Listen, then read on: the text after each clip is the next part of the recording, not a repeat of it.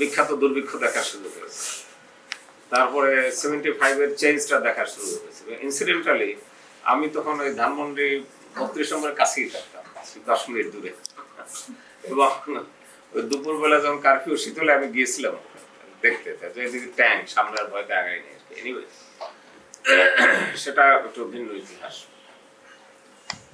77 সালে আমরা 77-এর আগ পর্যন্ত আমরা তো আন্ডারগ্রাউন্ডে ইসলামের কাজ করেছি, অর্থাৎ তখন প্রকাশ্যে ইসলামিক কোনো প্রোগ্রাম করা কঠিন কাজ। তবে এরপরও আমরা বসেছিলাম না। আমার এর মনে পড়ে Nazmul Alam Siddiqui, something like this, আমি পুরো নামটা ভুলে যেতে পারি, একটা ইয়াং ম্যান আমাদের বয়সী, সে বিশ্ব মুসলিম যুব সংহতি পরিষদ নামে একটা সংস্থা গঠন করে। এই মানে আওয়ামী লীগের সে কড়া শাসনের সময় আর কি। তো আমি আমাদের ডক্টর আব্দুল লতিফ মাসুম আমরা আবার ওইটার সাথে জড়িত হলাম, কারণ একটু শ্বাস ফেলার তো জায়গা লাগে, কথা বলার তো একটু সুযোগ দরকার। স্কুল জীবন থেকে তো চিল্লাপাল্লা করতাম, তো একটু কথা না বলে থাকতে পারছিলাম না। তারপরে ইসলামিক ফাউন্ডেশন এখন যেটা, এবং দেখেন কিরকম কত ইতিহাস বিকৃতি, বলে যে মানে লেখা আছে বঙ্গবন্ধু কর্তৃক প্রতিষ্ঠিত Islamic foundation, which is not true। তারপর এটা ইসলামিক রিসার্চ একাডেমি ছিল, তারপরে নামটা চেঞ্জ করেছে। এরপর কর্মপরিধি আস্তে আস্তে তো যে কোনো অর্গানাইজেশনের বৃদ্ধি পায়, এবং সেই ইসলামিক রিসার্চ একাডেমিতে আমি খোলামেলাই বলি, মতিউর রহমান নিজামী ওখানে রিসার্চ অফিসার হিসেবে কাজ করেছেন। অর্থাৎ উনি অল পাকিস্তান ইসলামিক ছাত্র সংঘের প্রেসিডেন্ট ছিলেন। উনি মানে ছাত্র জীবন শেষ করে জামাতে যোগদানের আগে বা ব্যস্ত হওয়ার আগে ওখানে রিসার্চ অফিসার হিসেবে কাজ করেছেন। ওখানে অ্যারাবিক কোর্স করা হতো দীর্ঘকাল পর্যন্ত, আমার মনে 80-র দশক পর্যন্ত উনি একাই বোধহয় আজহারি ছিলেন তখন, এবং উনি প্রফেসর গোলাম আজম সাহেবের ভগ্নিপতি ছিলেন। ওনার জামাই হলেন মোফাজ্জল হোসেন, ইসলামিক ফাউন্ডেশন দীর্ঘকাল চাকরি করেছেন, মানে he is expert in Arabic language, দীর্ঘদিন কাজ করেছেন। আমলের একদম একেবারে মনে হয় ব্রিটিশ আমলে তৈরি ছিল, বা পাকিস্তান আমলের হয়তো মাঝামাঝি সময় যে হবে আর কি। তো সেখানে বিভিন্ন ধরনের প্রোগ্রাম হতো, এমনকি পলিটিক্যাল প্রোগ্রাম, ছোট ছোট পলিটিক্যাল সেমিনার গুলো ওখানে। আমরা এই বিশ্ব মুসলিম যুব সমিতি পরিষদ থেকে ওখানে প্রোগ্রাম করেছিলাম, এবং আওয়ামী লীগের নেতা মৌলানা আব্দুর রশিদ তর্কবাগীশকে আমরা এনেছিলাম ওই প্রোগ্রামে। ওনার উপস্থিতি রেখে আমরা মুসলমানদের কল্যাণ এগুলো নিয়ে জেনারেলি কথাবার্তা বলতাম। আমি কথাটা এই জন্য বলছি, এখন মাঝখানে অনেক দিন আবার গেছে আমরা ব্রেদিং স্পেস পাইনি, ভেন্টিলেশনের সুযোগ ছিল না। আলহামদুলিল্লাহ সেটা আবার এখন হয়েছে। তো আমরা ইভেন 70-এর দশক 80-র দশক আমরা যখন কাজ করেছি ইসলাম, আমি আরো একটা ছোট ঘটনা বলি পিছনের আমার স্কুল জীবনের স্মৃতি। আমরা যখন প্রথম ইসলামের দাওয়াত পাই তখন Islamic finance, Islamic economics, Islamic banking এই শব্দগুলো একদমই অপরিচিত ছিল মানুষের কাছে। আলেমরাও বলতো না, আলেমরাও জানতো না। তো ইসলামিক ব্যাংকিং তো তখন কল্পনার বাইরে ছিল। তো সামহাও আমরা দুই একজনের কাছে যখন শুনছি আমাদের একজন অঙ্ক টিচার ছিলেন, হাতেম আলী স্যার, উনি খুব ব্রিলিয়ান্ট টিচার ছিলেন, আমেরিকায় বসে মারা গেছেন। তো উনি ছিলেন কট্টর সেকুলার, সবসময় পাজামা গঞ্জেই পড়তেন, কিন্তু কখনো নামাজ পড়তেন। তো উনি কট্টর সেকুলার ছিলেন। ওনার একদিন ওনার পিছনে হাঁটি, তো আমি এবং ডক্টর আব্দুল লতিফ মাসুম আমরা দুজনেই ফার্স্ট সেকেন্ড হইতাম সবসময়। আমরা বলতে উনি ট্র্যাক পেয়েছেন যে আমরা এই ইসলাম নিয়ে কাজকর্ম করি। তখন মাসুম বলতে, স্যার আমরা ইসলামের রাষ্ট্র করতে চাই, ইসলামের সমাজ ব্যবস্থা প্রতিষ্ঠা করতে চাই, ইসলামের অর্থনীতি করতে চাই। উনি তখন বলতেছে, আরে মিয়া জাকাতে ভিক্ষাতে একটা অর্থনীতি হয় নাকি? আমার কানে বাজে।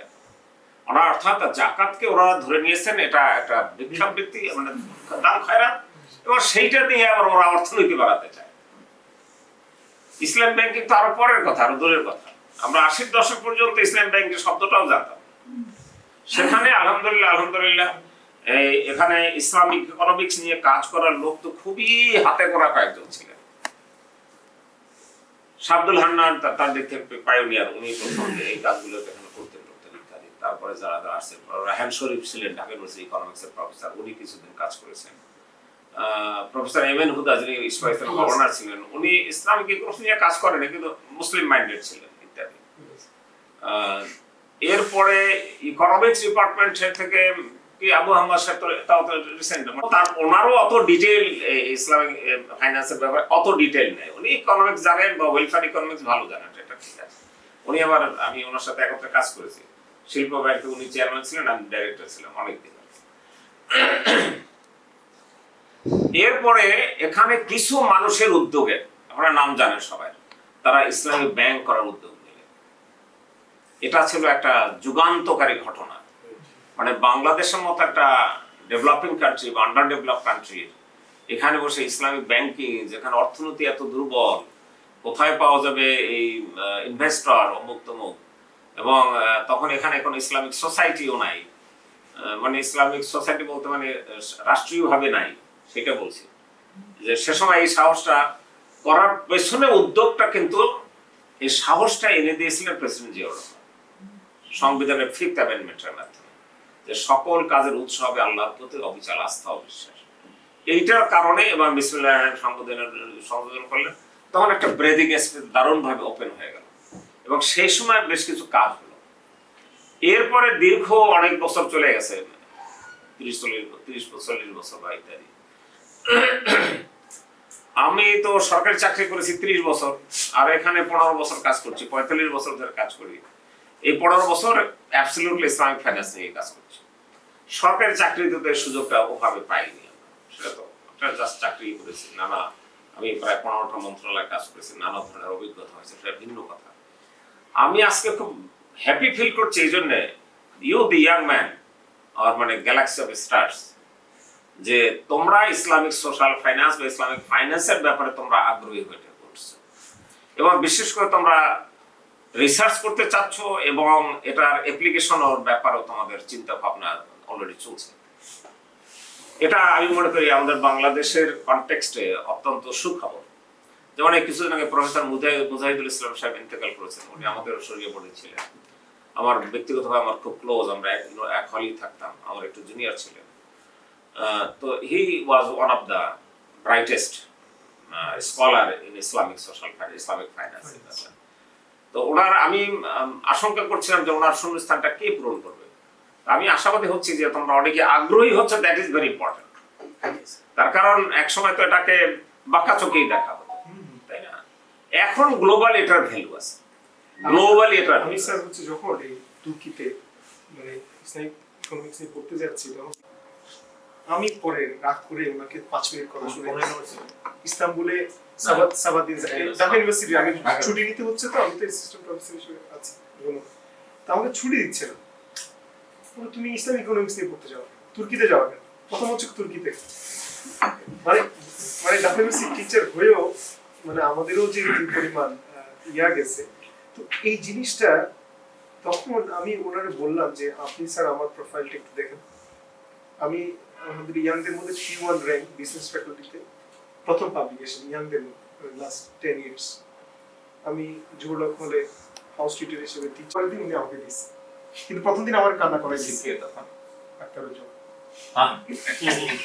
মানে সমালোচনা করতে চাচ্ছি না, হ্যাঁ স্যার বলেন স্যার, খুব কষ্ট, ঢাকা ইউনিভার্সিটি টিচার হয়েও আমরা অনেক কষ্টে গেছি। না, এটা একই সঙ্গে আরেকটা স্মরণ করতে হবে, 2011 সালে অথবা 10-এর শেষে, আমি এখানে 10-এ জয়েন করেছি ফেব্রুয়ারি, তখন south east university vice chancellor doctor Shamsar সাহেব, আমি ওনার সাথে দেখা করতে গেছি। আমি একসময় ইউনিভার্সিটি পড়াইছি, ওনার সময় বা আগে পরে ভুলে গেছি। তো এই আমি আমাদের ওনার ছাত্র, তো আমি আতিয়ারকে বললাম, আতিয়ার তুমি এত কিছু কাজ টাজ করো, জাকাত নিয়ে কিছু কাজ করো না। উনি একটু ইনোসেন্টলি জবাব দিলেন, স্যার এই সাবজেক্ট ইউনিভার্সিটিতে পড়ি, মানে আমার কোনো জিরো নলেজ, আমি কি করবো? আসলে এটাই দিস ইজ দি, মানে আমি সিজেএমে আমরা কিন্তু প্রোগ্রামগুলো ফর্মুলেট করার ক্ষেত্রে অনেকগুলো আমাদের পলিসি স্ট্র্যাটেজি আছে। তার মধ্যে একটা স্ট্র্যাটেজি হলো it should be consistent with the national policy. National পলিসির সাথে যদি এরা না করে তাহলে কিন্তু এটা ব্যাকফায়ার করতে পারে। যেমন আমি কালকে এক জায়গায় আলোচনা করতেছিলাম, সাপোজ জাকাত কোথায় কোথায় ব্যয় করা যাবে, আমি এটা একটু বিচ্ছিন্ন হয়ে আলোচনা করছি। যে একটা হলো লাস্ট বাট নান, ওয়ান, সেটা হচ্ছে যে ফিসাবিলিল্লাহ, আল্লাহ রাস্তায়, তাই না? আর অধিকাংশ ফকি বলেছেন আল্লাহ রাস্তায় প্রথম হলো জিহাদ। দিস জিহাদ, এ লট অফ কোশ্চেনস, তাই না? এখন বাংলাদেশের পলিসি হচ্ছে জঙ্গি ধরো, জঙ্গি বারো। এই সময় আপনি যদি বলেন যে আমি জিহাদ করার জন্য অর্গানাইজেশন করছি, ফান্ড দেয় টাকা, তাতে শরীয়ত অনুযায়ী দেওয়া উচিত, তাই না? একটা মহাবিপদ হয়ে গেল না তাইলে?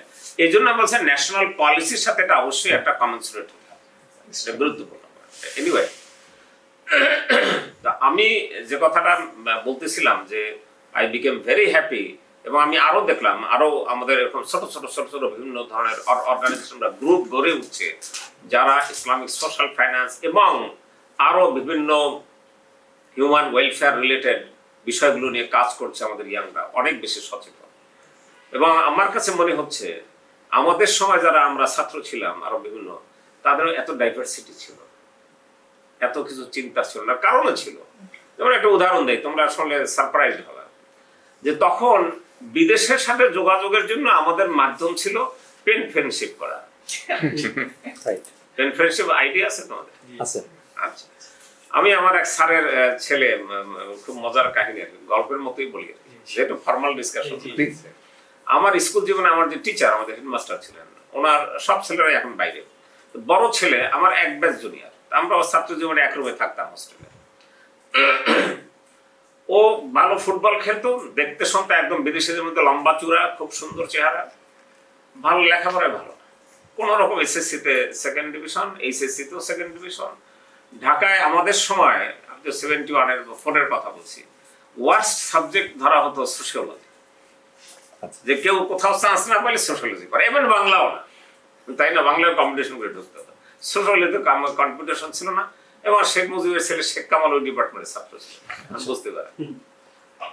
আর ঢাকায় যদি কোথাও চান্স না পায়, তারপর ভর্তি হতো জগন্নাথে কলেজ, তখন আমরা বলতাম জগাবাবুর পাঠশালা, জানো তোমরা?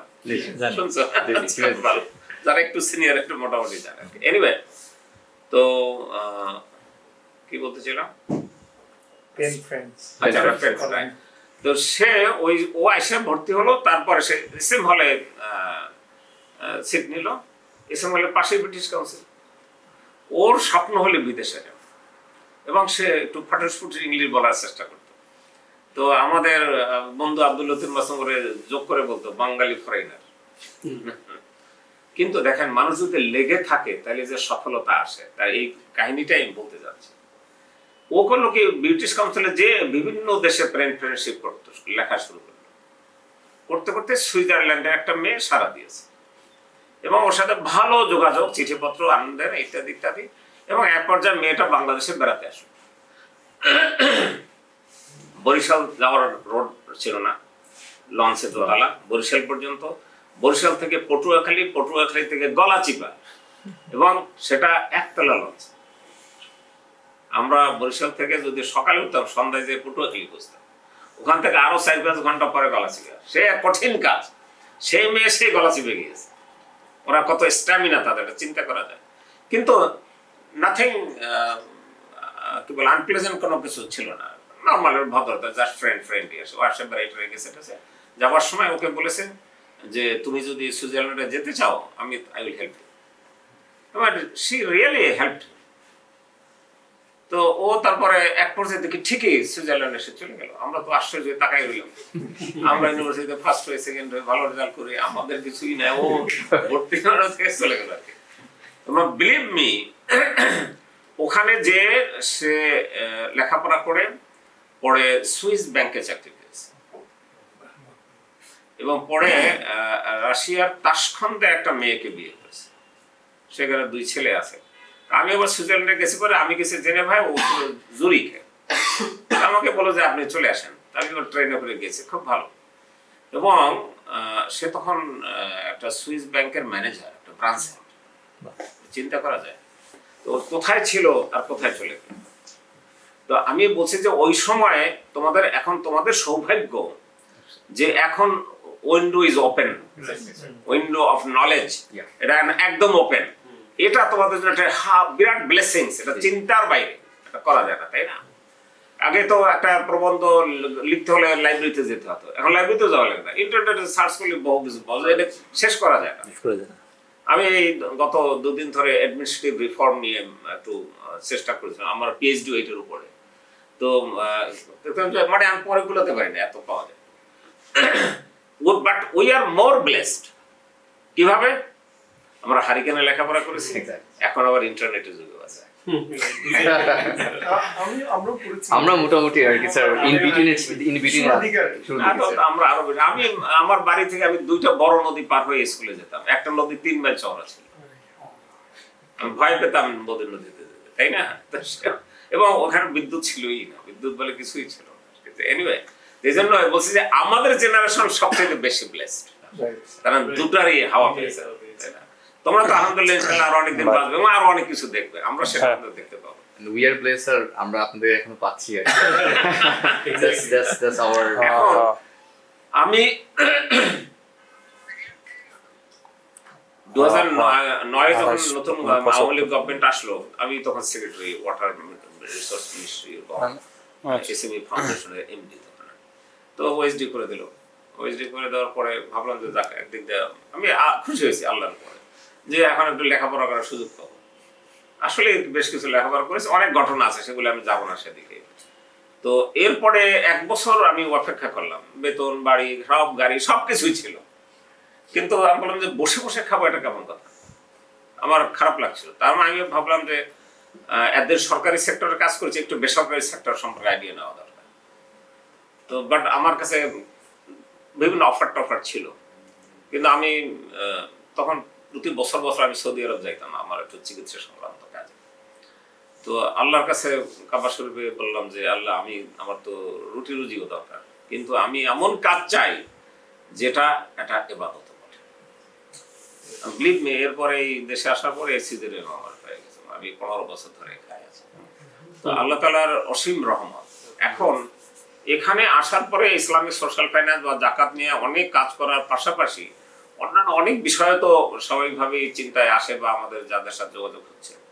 আমি একটা পর্যায়ে অনুভব করলাম যে আমাদের এখানে ইসলামিক লিটারেচার, জাস্ট আপনারা খেয়াল করেন, আমি ছোটবেলায় আমাদের বাড়িতে আমার বাপ চাচাকে দেখছি কয়েকটা বই, ইমাম গাজ্জালির ইহিয়া উলুমুদ্দিন, বড় পীর সাহেবের ফাতহুল গয়ব, আর মকসুদুল মুমিনিন, আর হলো বেহেশতে জিয়ারত।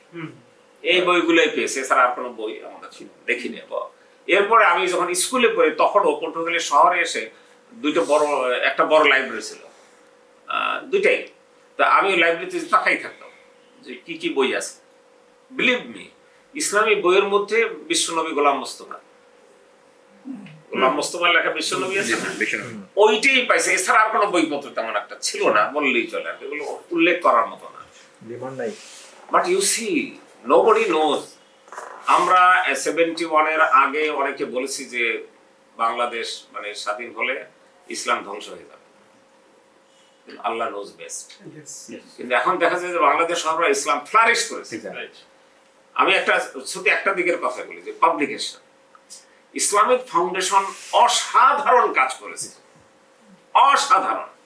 যে বাংলা ভাষায় হাজার হাজার বই পাবলিশ করেছে তারা, বিভিন্ন ডাইভার্সিফাইড সাবজেক্টের উপর, এবং এর পাশাপাশি আরো বহু ইসলামিক পাবলিকেশন গড়ে উঠেছে। বাংলা একাডেমিতে মেলায় যেতে দেয় না, দ্যাট ইজ ডিফারেন্ট ইস্যু, ওটা অন্য কথা, এটা একটু পলিটিক্যাল বিষয়, সেটা যাব না। কিন্তু ইন টার্মস অফ রিয়েল মানে প্র্যাকটিক্যাল ফিল্ডের কথা বলছি, যে প্রচুর বই বা বিশেষ করে মৌলিক, যেমন তাফসীর, বিভিন্ন গুরুত্বপূর্ণ সব তাফসীরগুলো অনুবাদ হয়ে গেছে। এই অনুবাদটা হলো আরেকটা গুরুত্বপূর্ণ অবদান এখানে। হাদিস প্রায় সবগুলো অনুবাদ, সিয়াসিতা তো আমার বাসায় আছে সবগুলো, এগুলো অনুবাদ হয়ে গেছে। আরো গুরুত্বপূর্ণ অন্যান্য হাদিস এবং বিশ্বখ্যাত অনেক লিটারেচার অনুবাদ হয়ে গেছে, যেটা বাংলা ভাষায় এখন অ্যাভেলেবল। এটা মানে তোমাদের জন্য, আমাদের জন্য, অনেকের জন্য দুয়ার খুলে দিয়েছে আমাদের এখানে। তো এইটা একটা পজিটিভ দিক। তারপর একটা হলো যে ইসলামিক সোশ্যাল ফাইন্যান্স নিয়ে আমরা কাজ করছি, কিন্তু পলিটিক্যাল সেক্টরে বা অ্যাডমিনিস্ট্রেটিভ সেক্টরে আমরা তেমন কিছু অগ্রগতি সাধন করতে কিন্তু পারি না।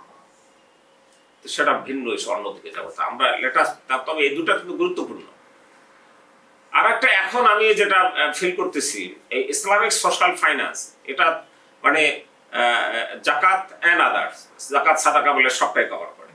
এই জাকাত সাদাকা নিয়ে আমাদের দেশে যারা ইসলাম প্রচার করে, ইমাম খতিবরা বা ওয়াইজিনরা, বা তাফসীর কারকরা, তারা কতজনে এই জাকাত সাদাকা নিয়ে কথা বলে? খুব খুব সারা বছরে 100টা লেকচার দিলে একটাই হয়তো। এখন শেয়ার মার্কেট আসছে, তাই না, আর বন্ড আসছে, আরো কত কি, তাই না, ডিফারেন্ট ফাইন্যান্সিয়াল ইনস্ট্রুমেন্ট এসে গেছে, ক্রিপ্টোকারেন্সি আছে, আরো বহু কিছু। এগুলো সম্পর্কে কি গবেষণা দরকার আছে? এগুলো সম্পর্কে মাসালা দিতে হবে না? কিন্তু ওনারা এখনো হয়তো বলবে যে এত সা হলে ওষুধ দেওয়া যায়, এত হলে জাকাত দেওয়া যায়, এর বাইরে আর অনেক কিছু, একটা লাইন অন্য ইনোভেশন, তাই না? এক্ষেত্রে আমি বলবো ইউ লুক, যেমন একসময় খালেদা জিয়ার সময় বলছিল যে উনি যখন 2001-এ গভর্নমেন্ট আসেন তখন বলে যে আমরা ফরেন পলিসিতে লুক ইস্ট পলিসি, মনে আছে? Look east, not waste. West বলতে আমরা সাধারণত ইন্ডিয়াকে ধরা হয়েছে। লুক ইস্ট মানে যেমন এখন দেখলাম আমাদের বর্তমান গভর্নমেন্ট, ইন্টারিম গভর্নমেন্ট, তারা আসিয়ানের সদস্য হওয়ার জন্য বলছে মালয়েশিয়ার সহযোগিতা চায়।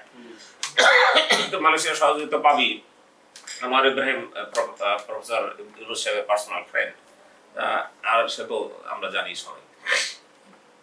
তা এই ইন্দোনেশিয়ান মালয়েশিয়া টোটাল মুসলিম ওয়ার্ল্ডের মধ্যে they lead the Islamic social finance. ওখানে ইতিমধ্যে এখন বিভিন্ন বিশ্ববিদ্যালয়গুলোতে, বিভিন্ন শিক্ষা প্রতিষ্ঠানে ইসলামিক ফাইন্যান্স নিয়ে যত কাজ হচ্ছে বা হয়েছে, আপনার সারা মুসলিম ওয়ার্ল্ড খুলেও পাওয়া যাবে না। এবং এর ক্ষেত্রে তারা অনেকটা এগিয়ে গেছে। এটা তো গেল আমি বলবো রিসার্চ এন্ড পাবলিকেশনের ক্ষেত্রে, প্লাস অ্যাপ্লিকেশনের ক্ষেত্রেও। ইন্দোনেশিয়া বা মালয়েশিয়ার দু জায়গাতে জাকাত, এখানে একটা গুরুত্বপূর্ণ কথা যে what is institutional zakat management. কথা হচ্ছে zakat and sadaqat, it is Islamic social finance, but it has to be implemented institutionally. That is important. এই জন্য কিন্তু আমরা এত কথা বলছি। আমাদের দেশে খেয়াল করে দেখেন, আমাদের দেশে Islamic social finance is very much there for thousands and years, কিন্তু নট ইনস্টিটিউশনালি, ইনফরমালি, স্প্যারোডিক্যালি, মানে বিচ্ছিন্ন বিক্ষিপ্ত ভাবে আমরা করছি।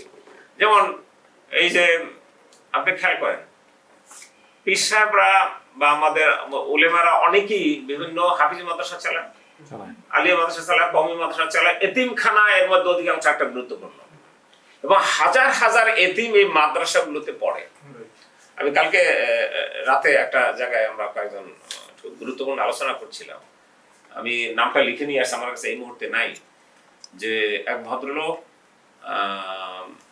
মাদ্রাসা এডুকেশন সিস্টেম নিয়ে একটা পিএইচডি করেছে, এখন ন্যাশনাল ইউনিভার্সিটিতে আছে, বড় স্কলার, তুরস্ক থেকে করেছে, কিন্তু সে গুরুত্ব পায়নি গত 15 বছর, এখন একটা হয়ে আছে। সেটা যেটা আমরা শিক্ষা সচিবের নলেজে নিয়েছি বিষয়টা। তো সেখানে ওনার একটা গুরুত্বপূর্ণ ফাইন্ডিংস হলো, এবং যেটার সাথে আমি লিঙ্ক করতে চাই, সেটা হচ্ছে যে এই যে মাদ্রাসাগুলো গড়ে উঠছে, ওনার কথা না, আমি আমার কথা বলছি, আমি ওনারটা দেখে নিতেছি, প্রধানত দুটো কারণে। তৃতীয় বলতে পারি, নাম্বার 1, এই টিচারদের কোনো এমপ্লয়মেন্ট নাই, অথবা একটা মাদ্রাসা হলো। নাম্বার 2, এই গরিবরা তাদের এখানে পাঠালে পড়ে থাকা খাওয়ার ব্যবস্থা করা যায়, বেশি থাকা যায়, আলু ভর্তা ডাল খাইলো, survival. And third, religious feelings. ওটা কিন্তু 3 নম্বরে আসে, ওটা 1 নম্বর না। মনে করি আমাদের একটা ভুল ধারণা আছে যে ছেলে বেহেশতে, মানে ছেলে হাফেজ হলে আমরা বেহেশতে যাবো, 6 জনকে নিয়ে যাবো, আছে না? এবং দেখো কালকে একজন সুন্দর বলতেছে যে ফাদার বা মাদার কত স্বার্থপর, নিজেরা বেহেশতে যাওয়ার জন্য ছেলেরা এতিমখানা, এতিম বা হাফেজি মানুষে পাঠাচ্ছে। একজন বামপন্থী আমার কাছে বলছে, আপনি এটা উড়িয়ে দিতে পারেন। অর্থাৎ সে তার ছেলের অ্যাভিনিউজ অফ আপলিফটমেন্ট সেটা দিকে তাকাচ্ছে না, এবং কনসার্ন না সে, কিন্তু এটা তো একটা আমরা চাইলে নেগেটিভলি দেখতে পারি, কিন্তু এটা পজিটিভিটি হচ্ছে এই হাজার হাজার লাখ লাখ শিশু যারা খাদ্য অভাবে ভুগছে, পুষ্টির অভাবে ভুগছে, সার্ভাইভালের জন্য এই জায়গাগুলো খুঁজে পেয়েছে। It's a contribution of Islamic social welfare. But it's not there is no accounting, no statistics. এ নিয়ে কোনো স্টাডি নেই। সেম এইটার উপর যে আমি একজনকে অলরেডি পিএইচডি করতেছে, সরি পিএইচডি যাচ্ছে কে যেন মনে আছে, আমি তাকে এইটা করতে বলছি যে বাংলাদেশে ইসলামিক সোশ্যাল ফাইন্যান্সের ট্র্যাডিশনাল প্যাটার্ন এইটার উপর রিসার্চ করুন। কারণ এটা আমাদের জানা দরকার কত লক্ষ বা হাজার শিশু এটার উপর বেঁচে আছে। হ্যাঁ, ওদের উপরের দিকে যাওয়ার পথ নেই, বন্ধ করে রাখা উচিত যে কোনো ফর্মই হোক, কিন্তু অন্তত এরা তো বেঁচে আছে, সার্ভাইভাল। এটা তো অন্যরা কেউ দেখছে না, রাষ্ট্রও দেখছে না কিন্তু তার। এবার শুধু তাই না, এটা তো আমি এখন লিমিটেড স্কেলে ধরে থেকে, এরপর আপার স্কেল মনে করেন কওমি মাদ্রাসা। কওমি মাদ্রাসা ইটসেলফ এ ক্যাপটিভ মার্কেট, তাই না? এখানে হাজার হাজার লক্ষ লক্ষ ছাত্র লেখাপড়া করছে, হাজার হাজার শিক্ষক শিক্ষকতা করছে, হাজার হাজার কর্মচারী বাবুর্চি রান্না বান্নাও করছে। তারা অর্থাৎ একটা ইটসেলফ নিজেদের একটা এমপ্লয়মেন্ট সার্কেল আছে, আমাদের মেইন স্ট্রিম সোসাইটির থেকে আলাদা কিন্তু, but there is a society, there is another world. কিন্তু আমরা এটা দিয়ে কখনো একাডেমিক্যালি ইনস্টিটিউশনালি তাকাই না। আমাদের কোনো রিসার্চ নেই, আমাদের একাডেমিক্সে নাই, কোথাও নাই, গভর্নমেন্টের পলিসিতে নেই, কোথাও নাই। ইভেন সমাজ কল্যাণ মন্ত্রণালয় যে সমাজের একেবারে ডাউন টুডেন পিপলদের বিভিন্ন দেখার কথা, ওরা কিন্তু এদিকে নজর দেয় না। ওই ডিসির মতো যে তুমি ওইটা জানতে কি হয়ে যাও। সুতরাং আমাদের যে very much traditional Islamic social finance, very much rooted in our society, এইটা একটু স্টাডি হওয়া দরকার। আমি বাংলাদেশের ইতিহাসের উপরে কিছু লেখার চেষ্টা করছি, একটা বই প্রায় শেষ হওয়ার পথে। সেটা পড়তে যেয়ে দেখলাম, আপনার রিচার্ড ইটনের নাম তো জানেন, তাই না? ওই যে বাংলাদেশে ইসলাম নিয়ে লিখেছেন, আরো লিখেছে কেউ। ওখানে যে বখতিয়ার খিলজি এবং তার আরো আগে বেশ কিছু ব্যবসায়ী এবং আলেম, প্রথম তো আসছে ব্যবসায়ীরা, বখতিয়ার খিলজির সমসাময়িক বেশ কিছু আলেমও এসেছিলেন, যাদেরকে আমরা পিরাউলিয়া দরবেশ বলি, তাই না? সেটা বলা হলো। ওনারা কিন্তু পাওয়ার সেন্টারের কাছে থাকেননি, এটা গুরুত্বপূর্ণ কথা। ওনারা রাজধানীতে ছিলেন না, ওনারা চলে গেছিলেন দূরে রিমোট এরিয়া, একদম সিলেটে, চট্টগ্রামে, বিভিন্ন জায়গায় রিমোট পাহাড়ি এলাকা বা দুর্গম এলাকা। সেখানে এই আর্যরা, মানে বিশেষ করে সেন বংশ এসে যে দলিত, সেখানে যে কি করেছেন, আর্যরা তো শাসক গোষ্ঠী ছিল, দলিতদেরকে ওদের কাছে সার্ভিস দিত, কিন্তু কাছে যাইতে দিত না, ওরা উঠতে দিত না, শিক্ষা দিত না, আর্থিক ভাবেও না, পজিশনও দিত না। কিন্তু ওরাও চাইতো এই মানে আর্য সেনরা বিশেষ করে, যে এরা দূরে দূরে থাকবে কিন্তু আমাদের সার্ভিসটা দেবে, দিয়ে আবার দূরে চলে যাবে, আবার যদি অস্পৃশ্য গায়ে যেন না লাগে। আমাদের আউলিয়া দরবেশ ওনাদের কাছে গিয়েছে, ওদের সাথে যে মিশেছে, ওদেরকে এই থাকতে দিয়েছে, খেতে দিয়েছে, পড়তে দিয়েছে, সেবা দিয়েছে, চিকিৎসা দিয়েছে, এবং ওরা তখন দলে দলে মুসলমান হয়ে গেছে। যে এই সেন রাজারা বা তারা উপরে ব্রাহ্মণরা আমাদের তো পাত্তা দেয় না, শুধু এরা তো আমাদের মর্যাদা দিচ্ছে। তারপর আরেকটা বিষয় হচ্ছে, যেমন নামাজে ফর এক্সাম্পল, নামাজে ওরা দেখেছে যে ধনী গরিব মানে এগুলো কিন্তু আসলে বিহেভিয়ারাল সায়েন্স, এটা আমাদের আউলিয়ারা। কিন্তু আমি বলতে চাইছি এইগুলোর উপর কোনো স্টাডি নেই, আমরা একাডেমিক্সকে এটাকে নিয়ে আসতে পারিনি। ইসলামের এই যে পজিটিভ দিকগুলো, এটা আমরা তুলে ধরতে পারিনি। এটা মানে আমরা কি কখনো স্টাডি করেছি যে কয়জন নামাজি লোক ঘুষ খায়, চুরি করে? ভেরি ফিউ, 1% পাওয়া যাবে না। তার মানে যারা অনৈতিক কাজ করে, হারাম ইনকামের সাথে জড়িত, দে আর নট মানে কি বলে রেগুলার মানে প্র্যাকটিসিং মুসলিম। এটাকে আমরা স্টাডি করেছি কখনো? করে দেখিনি। তাহলে তো আমরা জোর দিয়ে বলতে পারতাম যে ভাই সবারই নামাজি বানাও, তাহলে ওইটা কমে যাবে। তা আমরা সেই প্যারামিটারটা দাঁড় করাতে হবে আমাদের এখানে। এটা তো রিসার্চের একটা সুযোগ, তাই না? আচ্ছা, আরেকটা বলি, আমি কিন্তু খুবই বিচ্ছিন্ন আলোচনা করছি। আমাকে এক সময় আপনার এনাম হল মঞ্জুর নাম জানেন, এমপি ছিলেন কক্সবাজারের। তো উনি আর আমি যার সাথে গল্প করতেছিলাম আলোচনা, উনি বলতেছিলেন, আচ্ছা ইলেকশনের আগে কোন পার্টি যদি বলে যে আমরা কৃষকদেরকে সুদবিহীন লোন দেব, তার তো ভোট ভরে যাবে। কিন্তু এই দেশে যারা ইসলামী রাজনীতি করে, তারা একদিন বলতে পারলো না কারো কথা।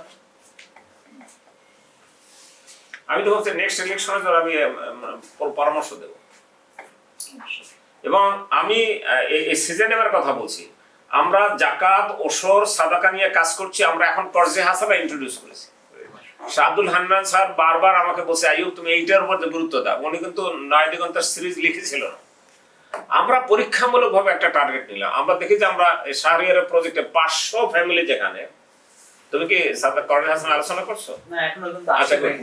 500-র মধ্যে দেখা গেল হয়তো 100 ফ্যামিলি মাইক্রো ক্রেডিটের সাথে জড়িত, বা কোনো জায়গায় 70-80 জন এরকম। এখন এদেরকে কিভাবে আমরা শুধু একটা হারাম কাজ থেকে এদেরকে আমরা বের করে আনতে চাই? সমস্যা হলো এই লোন ক্রেডিটটা কেউ কেউ নিয়েছে ঠেকায় পড়ে অধিকাংশই, আর কেউ নিয়েছে একটু ধান্দাবাজি করার জন্য, তাই না? এটার সংখ্যা বেশি না, টাকাই পরে বেশি না। রাইট। ঘর পুড়ে গেছে, ঘর তুলতে পারে না, বা চিকিৎসা, প্রধানত চিকিৎসার জন্য এটাই বেশি। আর বাচ্চার স্কুলের ফি বা ওটা হয়তো অত বেশি পরিমাণে পরীক্ষার ফিটে লাগে। আচ্ছা, এনিওয়ে, তো আমরা ঠিক করলাম যে এদেরকে যদি বের করতে চাই তাহলে আমাদের তো ফান্ড বেশি না, আমরা মাত্র 20 লাখ টাকার একটা ফান্ড করলাম প্রথম করে। আমরা করলাম যে 20,000 টাকা পর্যন্ত যার লোন আছে আমরা তার মূল লোনটা দিয়ে দেব, যাতে সে সুদ থেকে বেরিয়ে আসতে পারে। প্রথম প্রশ্ন হলো, ওর যদি 20,000 টাকা লোন থাকে বা 10,000 টাকা লোন থাকে, ওর সাথে 5,000 10,000 টাকা সুদ আছে, সুদ পরিশোধের জন্য তো জায়গা থেকে দেওয়া যাবে না। তখন আমরা বললাম এইটা তুমি শোধ করো, যেভাবে পারো শোধ, অথবা যারা অনেকদিন ধরে ডিফল্টার ওরা যে হাত পা ধরে মাফটা করাই যাবে, এবং ফরমার প্রতিষ্ঠান থেকে, এনজিও থেকে লিখিত নিয়ে আসে যে আমরা এটা মাফ করে দেবো। আমরা আবার আশ্বাস দিই যে আমরা যদি আপনি মাফ করেন তাহলে আমরা পুরোটা ওরা দিয়ে দেবো, যাতে পরিশোধ করে দিতে পারে। That what. এবং এবং কৃষি ব্যাংক, কিন্তু কৃষি না, কর্মসংস্থান ব্যাংক, ওই ব্যাংকে মিরপুরের এক ভদ্র মহিলা, তার হাজবেন্ড 40,000 টাকা লোন নিয়েছিলেন, উনি হঠাৎ মারা গেছে। মারা যাওয়ার পরে আর লোন দিতে পারে না। এটা গেলে শুরু, আমার মনে হয় 11 সাল 12 সালের কথা বলছে। তখন ওনার 40,000 টাকা হয়ে গেছে 80,000 টাকা। 80,000 টাকা দেওয়া তার পক্ষে সম্ভব না, সে একটা তোতলা টিনের ঘরে থাকে বাচ্চা কাচ্চা নিয়ে। কেমন কেমন করে আমাদের নলেজে আসলো। তো আমরা বললাম তাহলে তুমি ওই ব্যাংকে বলো যে ওই 40,000 যদি মাফ করে দেয়, বাকি 40 আমরা দিয়ে দেবো। আলহামদুলিল্লাহ ওরা রাজি হয়েছে। পরে আমরা জাকাত থেকে দিয়েছি, ওটা কর্জে হাসান না, জাকাত থেকে দিয়ে দিয়েছি, সে ফ্রি হয়ে গেছে। আমরা ওই ফর্মুলাটা এখানে কাজে লাগাইছি যে সুদ তুমি পরিশোধ করো, বাকিটা আমরা দেবো। এবং বিলিভ মি, আমাদের শারিয়ার যে জীবিকার যে রিভলভিং ফান্ড ব্যাখ্যা করেছে, ওখানে তো রিপেমেন্ট আছে, কিন্তু আমাদের এই কর্জে হাসানটা রিপেমেন্ট মাচ বেটার, এবং দে আর মোর হ্যাপিয়ার ওটার চাইতে, যে আমি একসঙ্গে পাইছি কিন্তু আমি লোন থেকে বেরিয়ে গেছে, সুদের মধ্যে আর যাবো না। সুতরাং আমাদের টার্গেট হচ্ছে ওর হারাম থেকে বের করে আনা। এবং আমাদের একটা ভালো দিক হলো এক প্রজেক্ট হয়তো আমরা 2 লাখ 3 লাখ টাকা দিয়েছি, ওরা রিপেমেন্ট করে দিয়েছে, ওই টাকা আমি আর অন্যদেরকে দিচ্ছি, আমার টাকাটা তো হারাচ্ছে না। Beautiful, it's beautiful real. এই কর্জে হাসানা আমাদের এখন বাংলাদেশের গভর্নমেন্টের 8 লক্ষ কোটি টাকা বাজেট। কৃষি লোন কত না হয় 1,000 কোটি, 2,000 কোটি, 5,000 কোটি, তো ওই তুলনায় তো কিছুই না ফিগার, তাই না? এখন গভর্নমেন্ট কি 5,000 10,000 কোটি টাকার একটা কর্জে হাসানা ফান্ড করতে পারে না? আনবিলিভেবল, অবশ্যই পারে, তাই না? বিশেষ করে কৃষকদের জন্য একটা ফ্যান্টাস্টিক একটা ঘটনা হয়ে যাবে। কৃষকরা যখন জানবে আমার সুদ দিতে হবে না, মহা খুশি, দারুণ একটা ইম্প্যাক্ট পড়বে আমাদের এগ্রিকালচার প্রোডাকশন। তবে এখানে ইন্টারন্যাশনাল মানে এনজিও এক্সটার্নাল প্রেসারটা নিয়ে আমি চিন্তা করতেছি। আমি এটা উই হ্যাভ টু রাইট, এটা আমি অ্যাড করে দিচ্ছি, আমি সেটা আমি বলেছি। পিকেএসএফ এখন তাদের হাজার হাজার কোটি টাকা, এবং আমি শুনলাম এগ্রিকালচার সেক্টরে এখন বোধহয় কৃষি ব্যাংককে ছাড়িয়ে গেছে, তারা প্রধান এখানে দিচ্ছে, এবং সেটা শুরু কমপ্লিট। আমরা আমাদের এখন এই ইসলামিক ফাইন্যান্সের আমি মনে করি ফার্স্ট টার্গেট হওয়া উচিত to brought them out of the BCR circle of interest, ওখান থেকে বের করে আনা। কারণ আল্লাহ তাআলা বলছে যে আমি ব্যবসাকে হালাল করেছি, সুদকে হারাম করে দিয়েছি, তাই না? সুদের উপর আল্লাহ এত বেশি গুরুত্ব দিয়েছে, আমাদের তো সেই গুরুত্বটা দেওয়া উচিত। এবং সেটাকে আমরা রিপ্লেস করছি জাকাত দিয়ে, রিপ্লেস করছি আমরা ঔষধ দিয়ে, রিপ্লেস করছি আমরা সাদাকা দিয়ে, রিপ্লেস করছি আমরা কর্জে হাসানা দিয়ে। এই ইসলামিক সোশ্যাল ফাইন্যান্সের প্রত্যেকটা ইনস্ট্রুমেন্টকে আমাদের কাজে লাগাতে হবে, রিপ্লেসিং ইন্টারনেট বেসড ইকোনমি। সেক্ষেত্রে আমার এখন গবেষণা দরকার। এখন আমি সারপ্রাইজিং, আমাদের আব্দুল মান্নান ভাই ইসলামী ব্যাংকের যে সাবেক এমডি এবং এখন গ্লোবালের ফার্স্ট সিকিউরিটি চেয়ারম্যান, উনি একবার সিলডাপ মিলনায়তনে এই ওনার ইসলামিক মাইক্রো ফাইন্যান্সের উপর একটা প্রেজেন্টেশন দিয়েছিলেন। অনেকে ছিলেন বাংলাদেশের ব্যাংকিং সেক্টর বা ফাইন্যান্স সেক্টর অনেকে ছিলেন। তো সেই সময় দেখা গেছে, মানে এখনকার লেটেস্ট খবরটা বলি, মাইক্রো ক্রেডিটের সাথে জড়িত প্রায় 5 কোটি লোক, this way or that way. That means all are interest based. Yes.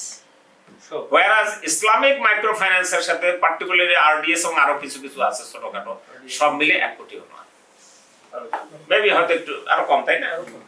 তো কারণ কত unfortunate, but we are demanding that we are the most, মানে কি 92% এর মুসলমান। তার মানে সুদটা যে কত খারাপ জিনিস, হারাম, এইটাও আমরা আমাদেরকে লোকদেরকে অ্যাওয়্যার করতে পারিনি। এই জন্যই তো গবেষণা অ্যাওয়ারনেস দরকার। আমি তারপর ওই যে আমি কাজ করতে পারিনি। এই অ্যাওয়ারের জন্য আমি এই কয়েকটা পয়েন্ট লিখেছি, জাস্ট 1 মিনিটে। একটা হচ্ছে আমাদের নরমাল তো অ্যাডভোকেসি। এখন অ্যাডভোকেসি তো অনেক, আপনারা সবাই বোঝেন, এটা বলার অপেক্ষা রাখা। আরটা হচ্ছে একাডেমিক্সে আপনাকে ধরতে হবে। অর্থাৎ যেমন সেদিন কে যেন একজন এরকম আপনাদের মতো একজন ইয়াং লেকচারার আমাকে দেখালো যে ইউনিভার্সিটির কারিকুলাম সিলেবাসের মধ্যে সে ইসলাম ফাইন্যান্স ঢুকেছে। আমাকে দেখাইলো, এখন বের করে ফটোকপি নিয়ে আসছে, স্যার দেখেন এই ঢুকেছে। তো আপনাদের এই কাজটা করতে হবে, বিভিন্ন ইউনিভার্সিটির সিলেবাস গুলোতে একাডেমিক, অর্থাৎ একাডেমিক অ্যারেনায় আমাদেরকে সাবজেক্টটা ঢুকাতে হবে। এবং এখন আমি মনে করি একটা পরিবেশ অনেকটা positive, this is the right time. এটা কতদিন থাকবে আল্লাহ ভালো জানে, আমাদের চেষ্টা করা উচিত। আর আপনারা যারা বিভিন্ন ইউনিভার্সিটিতে আসেন, নেক্সট হচ্ছে রিসার্চ। এটা তো আর বলার অপেক্ষা রাখা না, এটা একবার আমি বলবো যে আমরা বাংলাদেশ অ্যাজ এ একটা developing country as well as Muslim country, we are far behind. আমরা কন্টেম্পোরারি ওয়ার্ল্ড থেকে অনেক পিছনে আছি, কিন্তু আমাদের মধ্যে পটেনশিয়াল আছে। এর বড় প্রমাণ এবার আমরা রেভলিউশন। আমরা হতাশ হয়ে গিয়েছিলাম, কিন্তু আমরা বুঝতে পারিনি যে অন্তর্নিহিত একটা শক্তি জাতির মধ্যে আছে, সেটাকে বের করে আনতে হবে। বা সেটার জন্য তোমরা হলে দ্য রাইট পারসন। সুতরাং পজিটিভ যে দিকটা আছে এইটাকে আমাদেরকে এক্সপ্লোর করতে হবে। এরপরে হচ্ছে প্রচুর পরিমাণে পাবলিকেশন করতে হবে ইসলামিক সোশ্যাল ফাইন্যান্স। আমরা আমাদেরটা দেখাইছেন নাকি, আমরা ইসলামিক সোশ্যাল ফাইন্যান্স নামে একটা বই করছি, আমরা 500 পৃষ্ঠার, এটা বেরোবে, প্রেসে আছে। তো এটাও আমরা দিয়ে দেবো তাদের সবাইকে। এই পাবলিকেশন ছড়িয়ে দিতে হবে। পার্টিকুলারলি আমি বলছি যে সাধারণ ওয়াইজি ইমাম সাহেবরা, খতিব সাহেবরা বলে, মারা কি বললে তারা বলুক, তাদের লাইনে বলুক, কিন্তু তোমরা তো স্পেশাল গ্রুপ, তাই না? তোমরা মোর একাডেমিক আর রিসার্চ ওরিয়েন্টেড অর্গানাইজেশন। তোমাদেরকে পৌঁছতে হবে এরকম কোয়ালিটি অর্গানাইজেশন। বাংলাদেশ ব্যাংকে ঢুকতে হবে, ব্যুরো অফ স্ট্যাটিস্টিক্সে ঢুকতে হবে, প্ল্যানিং একাডেমিতে ঢুকতে হবে, প্ল্যানিং কমিশনে ঢুকতে হবে, এরকম ভালো ভালো ইউনিভার্সিটিগুলোতে যেতে হবে। এই জায়গাগুলোতে রিসার্চ এন্ড পাবলিকেশনকে পৌঁছে দিতে হবে যে this is a subject cannot be ignored and it is practiced globally, তাই না? আমেরিকার মতো জায়গা, ইংল্যান্ডে, ইউরোপে বিভিন্ন জায়গায় এটা এখন প্রচুর কাজ হচ্ছে না, হচ্ছে তো, কিন্তু এটা আমরা তাদের থেকেও পিছনে। আমি 2000-এ আমি আমেরিকাতে গিয়েছিলাম, আমেরিকান স্টেট ডিপার্টমেন্টের দাওয়াতে। তোমরা তো যারা ইন্টারন্যাশনাল ভিজিটর প্রোগ্রাম বলে, ওটা শেখ মুজিব, ওরা বলে আবার শেখ মুজিব ওই প্রোগ্রামে গেছে, অর্থাৎ ওরা বেছে কিছু লোক নেয়। আমি এবং বাংলাদেশ থেকে আমি এবং প্রফেসর গোলাম আজম সাহেবের ছোট ছেলে সালমান, আমরা দুজন গিয়েছিলাম। শ্রীলঙ্কা থেকে 2 জন, ইন্ডিয়া থেকে 2 জন, পাকিস্তান থেকে 1 মহিলা ছিল, আমরা একটা টিম ছিলাম। তখন আমাদের বহু জায়গা ঘুরিয়েছে। ইনসিডেন্টালি তখন ইসনার কনফারেন্স ছিল শিকাগোতে, Islamic society of North America যেটা। তো সেখানে অসংখ্য বইয়ের পাবলিক, মানে কি বলে, ফেয়ার হলো আর কি, ইসলামিক বই। এবং আমাকে একজন বলল, তুমি যে বই দেখতে পাচ্ছ, তুমি জানো এই ইসলামের উপর এই বইগুলো লেখা 75% writer non Muslim. Can you imagine? এবং আমি নিজে কয়েকটা বই কিনেও আছে এখন আমার কাছে। আমি কদিন আগে গত বছর সৌদি আরব থেকেও কিছু বই নিয়েছে নন মুসলিম। এখন তাহলে বোঝা যাচ্ছে আমরা ওদের থেকে পিছনে। আমি ক্যারেন স্ট্রং এর বই পড়ে ইসলাম সম্পর্কে যে স্বচ্ছ ধারণা পাচ্ছি, আমাদের নিজেদের বই পড়ে তো পাচ্ছি না। এটা তার মানে ওখানে প্রচুর রিসোর্স রয়ে গেছে, উই হ্যাভ টু এক্সপ্লোর। এটা আমাদেরকে বের করতে হবে। এবং আমি 2009-এ আমি বললাম, যখন আমি ওয়েসডি, তখন আমি ভাবলাম যে আমি সময়টা, আমার এই রিটায়ারমেন্টের সময়টা আমি কি কাজে লাগাই। আমি কিন্তু পরে নিজে রিজাইন করে দিয়ে আসছি। গভর্নমেন্ট আমার চাকরি ছিল 2 বছর প্লাস, কিন্তু আমি ওয়েট করিনি, আমি রিজাইন করে চলে আসছি যে আমি কাজ করতে হবে। তো তখন আমি প্রথম ভাবলাম যে একটা পাবলিকেশন তৈরি করব। এখানে কাজ একটাই, বিদেশের দামি দামি বইগুলো অনুবাদ করা। আমি তখন খুঁজে পাচ্ছিলাম না কাউকে, বাট আই বিকেম হ্যাপি। কয়েক বছর আগে গার্ডিয়ান আর কি যেন বেরিয়ে আসছে, ভালো ভালো বই এখন অনুবাদ হচ্ছে, আমাদের আলী আহমদ মাবরুরও বই অনুবাদ করছে। It's tremendous. I became really very happy যে এই আমরা আমাদের বই লেখার যোগ্যতা নাই, আরে ভাই যোগ্যতা না থাকুক তাহলে ওইটা অন্তত ভাষান্তর করি, তাইলেও তো আমরা জানতে পারবো অনেক কিছু। এবং বাংলাদেশে ইসলামের উপরে বেসিক লেখক কিন্তু এখনো নাই আমার দৃষ্টিকোণ থেকে, আমরা তোমরা একমত নাও হতে পারে। মাওলানা আব্দুর রহিম সাহেবের পরে বাংলাদেশে ইসলামিক কোন স্কলার ওই মাপের আর কেউ আসেনি। এর আগে দেওয়ান আজরাফ সাহেব, ওনারও আগে একটু দেওয়ান আজরাফ সাহেব ছিলেন, একটু আলহামদুলিল্লাহ ওনার সাথে আমার একটু মেশার সুযোগ হয়েছিল। আমি একবার ওনার বাসায় গিয়েছিলাম, উনি কি জানো আবুজার গিফারি কলেজের প্রিন্সিপাল, ওনাকে ওনার প্রায় আনতাম না, প্রোগ্রামে গেছি তো রুমে, একটা ছোট্ট রুম, চারপাশে বই, ছোট্ট একটা চৌকি, তারপর বিছানা, তার চারপাশেও বই, অর্থাৎ উনি বইয়ের মধ্যেই ঘুমান থাকেন। উনি তো হাসান রাজার বংশের দেওয়ান আজরাফ সাহেব ছিলেন। এনিওয়ে পাবলিকেশন, তো সুতরাং পাবলিকেশনকে এখানে ফ্ল্যাট করে দিতে হবে। কিন্তু এই আমাদের এটা আরো একটু আনফরচুনেটলি বলতে হয়, এখানে অনেক ফালতু বই আছে যেগুলো ইসলামের নামে এটা একটা ব্যবসা। কিন্তু মানে কোয়ালিটি পাবলিকেশন, কোয়ালিটি বুকস, এই জিনিস জানতে হবে। যেমন বাংলাদেশে নাম করা পাবলিকেশনটার নাম কি? ইউপিএল। এই ইউপিএল এ কোন বই পাবলিশ দিলে পরে পিএইচডি থিসিস যদি জমা দেওয়া হয়, ওটা বেরোতে 2-3 বছর লাগে। কারণ হলো ওরা থরো এডিটিং করে। আমাদের বিআইআইটিও মোটামুটি একটা ফলো করার চেষ্টা করে। আমি ওখানে একসময় পাবলিকেশন কমিটিতে ছিলাম, আমরা বেশ কিছু এরকম বাইরের বই সিলেক্ট করে দিয়ে আসছিলাম। এগুলা কোথায় এখন আছে পাইপলাইন আমি জানি না। ট্রিপল আইটি কিছু বই আছে, রাইট না, আমি আরো একটু বলি। আমি ওই ওয়েসডে হওয়ার পর ওই দিনই কোন মিটিং গেছিলাম, পকেটে কিছু টাকা ছিল। আমি আমার ওয়াইফকে বললাম যে আই ফিল রিল্যাক্স, চলো, তখন বাইতুল মোকাররমে ইসলামিক বই মেলা চলতেছে, যে কিছু বই কিনবো আর পড়বো। বিলিভ মি, 90টা স্টল ছিল, আই ভিজিটেড অল।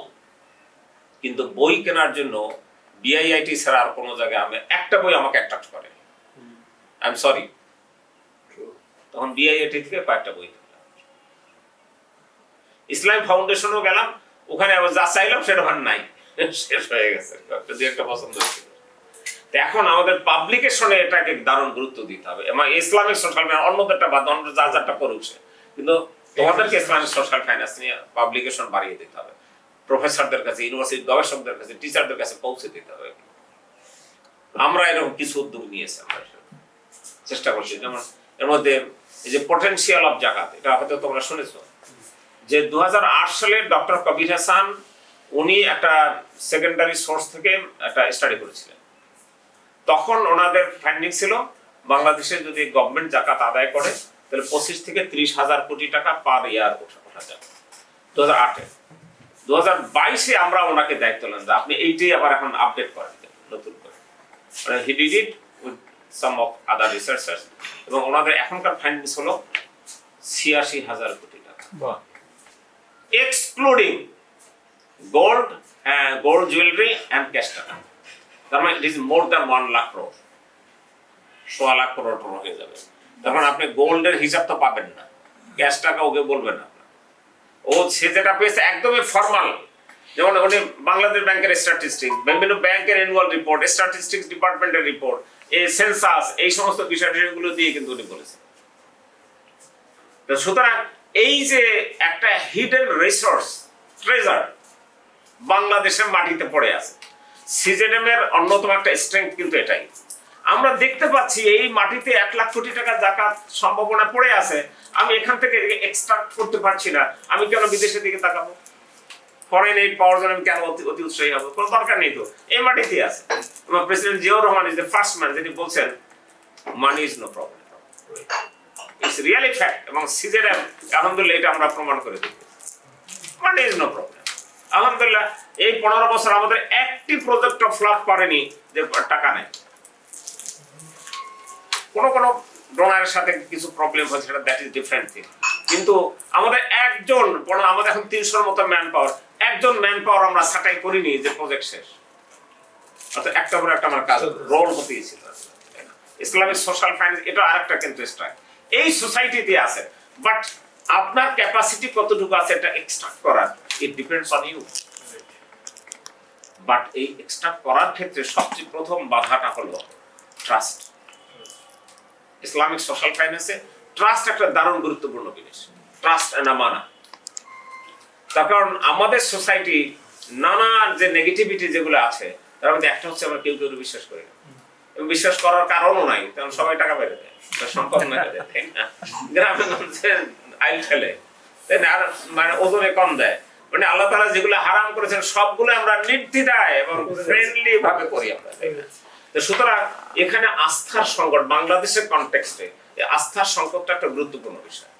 এই জন্য আস্থা অর্জন করতে হবে ইসলামিক সোশ্যাল ফাইন্যান্সে, এটা একটা মৌলিক উপাদান বলে মনে করি। যদি এটা ইভেন সরকার যদি আদায় করে তাইলেও কিন্তু আস্থার একটা ব্যাপার আছে। যেমন আমি বলি আমাদের কোন এক সময় মানে উমাইয়া বা আব্বাসীয় তাদের কোন এক সময় একজন, আমি ভুলে গেলাম কোন ইমামের কাছে জন্য একজন প্রশ্ন করেছে যে আমি কি সরকারকে জাকাত দেব? হ্যাঁ দিব, অবশ্যই দেবে। দেবো কেন? ওরা তো সব দুর্নীতিবাজ, ওরা তো মদখোর, ওরা তো এই টাকা পয়সা অন্য কাজে ব্যয় করে। উনি জবাব দিয়েছেন, it is your duty to pay your জাকাত টু দি গভর্নমেন্ট, বাকিটা অ্যাকাউন্টেবিলিটি আল্লাহর কাছে ওরাই দেবে, তাই না। সুতরাং আমাদের এখানে এটা তো গভর্নমেন্ট সেক্টরের কথা বলছে, সেখানেও যেমন আমাদের আরো একটা বড় প্রমাণ হলো যে সরকার 1982 সালে জাকাত অর্ডিন্যান্স করলেন এরশাদ সাহেব পপুলারিটি পাওয়ার জন্য। তো করলেন কি, এটা জাকাত হলো ভলান্টারি, অর্ডিন্যান্সটা হলো যে জাকাত বোর্ড গঠন করা হলো, যারা জাকাত বোর্ডে জাকাত দেবেন তারা ইনকাম ট্যাক্স থেকে 10% রিবেট পাবেন। তার মানে একটা লোভও দেওয়া হলো, আল্লাহর ভয়ের বিষয়টা এখানে আসলো না, আখিরাতের রিওয়ার্ডের প্রশ্নটা আসেনি, এখানে একটা ইনকাম ট্যাক্সের এই করার জন্য সেটা দেওয়া হচ্ছে, একটা ওয়ার্ল্ডলি কিছু তাকে বেনিফিট দেওয়ার অটোগ্লোভনের প্রস্তাব দেওয়া হলো। এবং ওই সেখানে সামান্য আমি আমাদের ধর্মমন্ত্রীর মুখ থেকে শোনা, আরো কয়েক বছর আগেও এটা 5 কোটি টাকা 6 কোটি টাকা বেশি ছিল না, এখন নাকি 10 কোটি বেশি শুনছি। এখন তো ডিভ্যালুয়েশন হয়েছে, সেটা তো হবেই আর কি। তার মানে পাবলিকের সাধারণভাবে জাকাত বোর্ড বা গভর্নমেন্ট জাকাত বোর্ডের উপর কোনো ট্রাস্ট নেই। এবং ইন্টারেস্টিং হলো এই সাইদি সাহেবের একটা বিরুদ্ধে একটা মামলা হলো জাকাত বোর্ডের সেলাই মেশিন বিতরণ করেছিলেন উল্টাপাল্টা, অথচ বিতরণ কিন্তু করছেন ডিসি সাহেব, উনি হয়তো সুপারিশ করেছিলেন এমপি হিসাবে। তো যাই হোক, ওটা ফালতু জিনিস সেটা। কিন্তু আমি বলছি যে ওনার ফ্যামিলি মানে আমাদের কত 42 ডেসিবেল জায়গা দিয়েছে, ওখানে আমরা প্রায় 7 তলা একটা বিল্ডিং করতেছি, অলরেডি কাজ অনেক দূরে গিয়েছে, আমাদের কাজ চলছে। কিন্তু আমরা একটা ভাড়া বাড়ি নিয়ে অলরেডি 16টা মেয়ে বাচ্চাকে নিয়ে শুরু করি, 20 ট্রেমেন্ডাস ইমপ্রুভমেন্ট। আমরা চিন্তাই করতে পারছি না, 1 বছর হয়নি, কত 6 মাস হলো, এর মধ্যে দুর্দান্ত ওদের ইমপ্রুভমেন্ট। মানে এই যে অবহেলিত শিশুদের মধ্যে একটা হাই পটেনশিয়াল যে লুকিয়ে আছে, এটা বিকশিত করার কোনো সুযোগ নাই। আমরা ওদেরকে 16,000 টাকা মাসে স্টাইপেন্ড, তখন ছাত্র কম তো, এই জন্য স্কেল ছোট বলে খরচ বেশি, আমি যা লাগে তাই দেবো। একইভাবে নীলফামারী তার একটি স্কুল, ওটা আমাদের প্রায় পার ফ্লোর 15,000 স্কোয়ার ফিট, 1.5 তলা বিল্ডিং উঠে গেছে অলরেডি, ওখানে 60 স্টুডেন্ট মেয়ে নিয়ে আমরা শুরু করেছি। তো আলহামদুলিল্লাহ সেটাও ওখানেও আমরা অনেক টাকা দিয়ে তার স্টে করি। তো মানে আমাদের একটা হচ্ছে excellence, everything should be done in qualitative basis, not quantitative. Quantitative আমরা গুরুত্ব কম দিই, আমরা কাজ কম করব কিন্তু এক্সেলেন্টলি করব, ইহসানের সাথে করব। এটা রাসূলুল্লাহর একটা হাদিসও আছে যে ইহসানের সাথে কাজটা করো। এবং রাসূলের হাদিসটা হলো যে তুমি যে আমল করো সেটা যত ক্ষুদ্রই হোক নিয়মিত করো, কারণ এক্সেলেন্টলি করো, এটা হলো কথা। যাই হোক, আমার মনে হয় আমি একটা তো বলছিলাম যে রোড ম্যাপ ছিল না, আমরা নিজেরা বের করে নিয়েছি। আমাদের এখন 3rd 5 ইয়ার প্ল্যান চলতেছে। আমরা প্রথম বছরেই 6 বছর একটা প্ল্যান করি, 10 সাল থেকে 15 সাল। তারপরে 5 ইয়ার সেকেন্ড 5 ইয়ার প্ল্যান করি 16 থেকে 20। এখন 3rd-টা চলতেছে, এটা আগামী বছর শেষ হবে। আমাদের 4th-টা এখন তৈরি করবো আমরা, এবং এটা কিন্তু আমরা থরো ডিসকাশন করে ব্রেইন স্টর্মিং করে কয়েকদিন ব্যাপী করে তারপরে এটা আমরা চূড়ান্ত করি। এবং তার আগে পুরো অতীতের দুটাই আমরা থার্ড পার্টি দিয়ে আগে সিজিএম কে তারা স্ক্যানিং করে, যে সিজিএম এর অত্যন্ত গুরুত্বপূর্ণ একটা বিষয়। নেক্সট হচ্ছে ইনস্টিটিউশনাল মেকানিজম, এটা অত্যন্ত গুরুত্বপূর্ণ। তাহলে আমি শুরুতেই যেটা বললাম, ট্র্যাডিশনালি অ্যান্ড নন ইনস্টিটিউশনালি আমাদের দেশে কিন্তু এটা আছে অনেক দিন থেকে, কিন্তু এটা কোনো ইনস্টিটিউশনাল স্ট্রাকচার নাই। What do we mean by institutional structure? Number one, it has to have first, এটা হতে হবে। নাম্বার টু হচ্ছে ইনস্টিটিউশন মানেই তো তার একটা স্ট্রাকচার, তাই না? এটা অর্গানোগ্রাফ যেটাকে আমরা বলি, জনবল কাঠামো বলি, বা ওয়ার্ক ডিস্ট্রিবিউশনটার কথা বলি, এই জিনিসগুলো কিন্তু সেখানে থাকতে হবে। তারপরে কম্পিটেন্ট ম্যান পাওয়ার থাকতে হবে। এবং মজা হলো, আপনারা শুনলে আশ্চর্য হয়ে যাবেন, আমরা কিছু অর্গানাইজেশন যাদেরকে আমাদের জাকাত থেকে কিছু প্রজেক্টে ফান্ড টান দিয়েছিলাম, তাদেরকে যখন হিসাব চাই তখন তারা রিল্যাক্স হয়, বলে জাকাতের আবার হিসাব কি? এরা ইসলামিক মুভমেন্টের সাথে জড়িত, তাদের ল্যাঙ্গুয়েজ বলছি আমি, সাধারণ মানুষের কথা বলছি না। জাকাতের টাকার আবার হিসাব কি? মানে আমরা তো এরকম আরো বহু নিছি, কোথাও দেওয়া লাগে না, ওনারা হিসাব দিতে রাজি। আমরা 22টা হাফিজি মাদ্রাসা ফান্ডিং করি ঢাকা শহরে, এই 3-4 বছর বসে ওদেরকে সোজা করতে পারিনি, অর্থাৎ হিসাব রাখে না ঠিক মতো। তারা অভ্যস্তই না, আমি শিখে দিলেও শেখে না, এধার সে মাল ওধার সে, ওধার সে মাল এধার সে, এ করাটা তাদের অভ্যাসে পরিণত হয়ে গেছে। তো ফলে এই যে ইনস্টিটিউশনাল মেকানিজম, অর্থাৎ অ্যাকাউন্টেবিলিটি, ট্রান্সপারেন্সি আপনার এখানে থাকতে হবে। এখন specific accounting and financial system সেখানে ফলো করতে হবে। এরপরে হচ্ছে এক্সপার্ট ম্যান পাওয়ার লাগবে। এবং আনফর্চুনেটলি আপনারা দেখেন, আপনি মার্কেটিং এর লোক ইউনিভার্সিটি থেকে পেতে পারেন, ফাইন্যান্সের লোক পেতে পারেন, কেমিস্ট্রির লোক পেতে পারেন, ল এর লোক পেতে পারেন, আরো বহু সাবজেক্ট, কিন্তু জাকাত ওয়ার্কার আমিলিন আলাইহা কোনো পাওয়া যায় মার্কেটে? কোন বিশ্ববিদ্যালয় থেকে এই ডিগ্রি নিলে পরে তাকে আমিলিন হিসেবে চাকরি দেওয়া যাবে, এটা কি আছে? দেখেন কত বড় আফসোসের কথা। ফল হচ্ছে কি, আমরা ওপেন মার্কেট থেকে নিয়ে তাদেরকে ট্রেন্ড আপ করছি। তার মানে ইসলামিক সোশ্যাল ফাইন্যান্সের জন্য এখন আমাদের লোক তৈরি করা দরকার, এখানে একটা মার্কেট, এমপ্লয়মেন্ট মার্কেট ক্রিয়েট করতে হবে। যেমন আমি বলি আউফি, আপনার আউফির নাম জানেন, বাহারাইন, ওটা একটু ফলো করেন আপনারা। ওটা পাবলিক হিয়ারিং করে, আমি ওখানকার একটা কমিটিতে আছি নাম মাত্র, আমার কাছে আসে ডকুমেন্টগুলো সব। আউফি সার্টিফাইড শরিয়া অডিটর বাংলাদেশে কিছু আছে, তাই খুশি হলাম।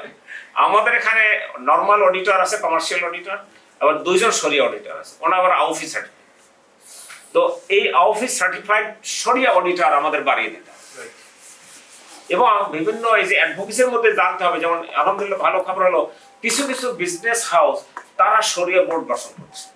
যেমন আমি আকিজ করেছে, আমি আছি ওখানে, আমাদের রহিম আফরোজ করেছে, আরো কেউ কেউ আছে, তারা নিজেরা শরিয়া বোর্ড গঠন করেছে, যে তারা বিজনেস জাকাত ক্যালকুলেশন বা তাদের কোন বিজনেসটা, কোন বিজনেস ট্রানজ্যাকশনটা এটা হালাল উপায় হচ্ছে কি হচ্ছে না।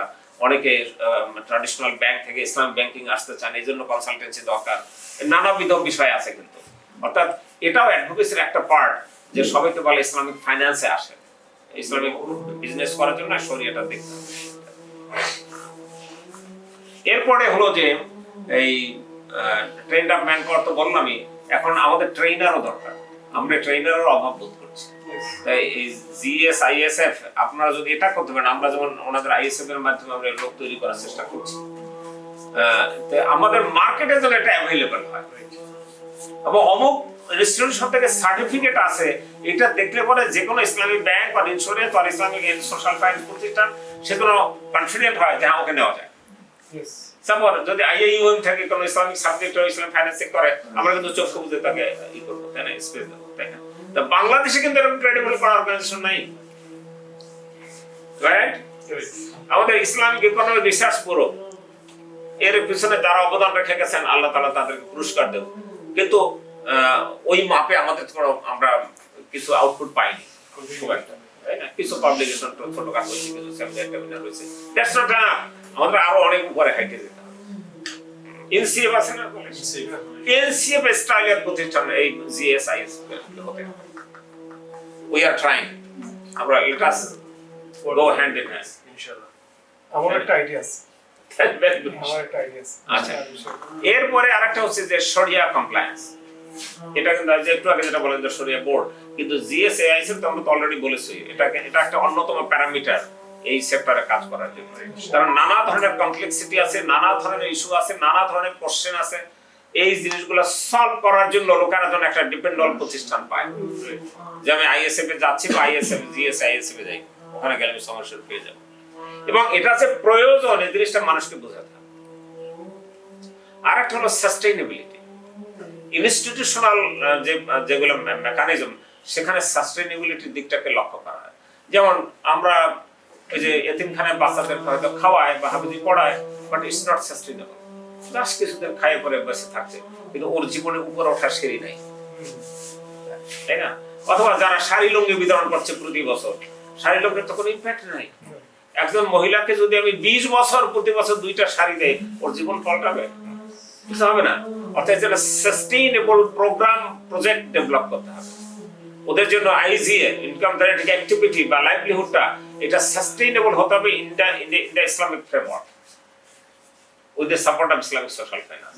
এখানে প্রচুর গবেষণা দরকার আছে। এরপর আরেকটা হচ্ছে রিপোর্টিং এন্ড ডকুমেন্টেশন। আমাদের ট্র্যাডিশনাল সিস্টেমে রিপোর্টিং এন্ড ডকুমেন্টেশন বলে কিছু নাই। অর্থাৎ রেফারেন্সে আমি যা বললাম যে এটার উপরে কেউ লেখে না, গবেষণা করে না, আর তাদের কাছে ডাটাও নাই, তাই না? এখন সিজনের কাছে এসে বলে যে আপনাদের অডিট রিপোর্ট আমি দিতে পারবো, অ্যানুয়াল রিপোর্ট দিতে পারবো, আপনার ম্যানুয়াল দিতে পারবো, অনেক কিছু দিতে পারবো, কিন্তু একটা মাদ্রাসায় যান বা একটা এতিমখানায় যান কিছুই দিতে পারবে না। দেশে গবেষণা করবে কিসের ভিত্তিতে, তাই না? এটা থাকলে না করতে পারে।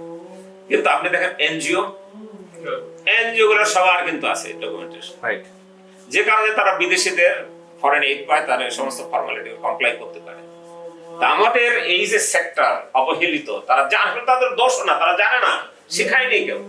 Take the lead.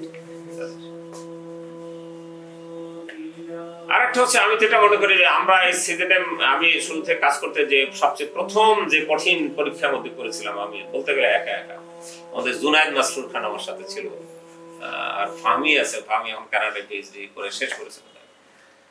এই দুজন ছিল আমার সাথে। আমার কাছে কোনো ক্লিয়ার রোড ম্যাপ ছিল, হাউ টু প্রসিড উইথ জাকাত, how to proceed with Islamic social finance.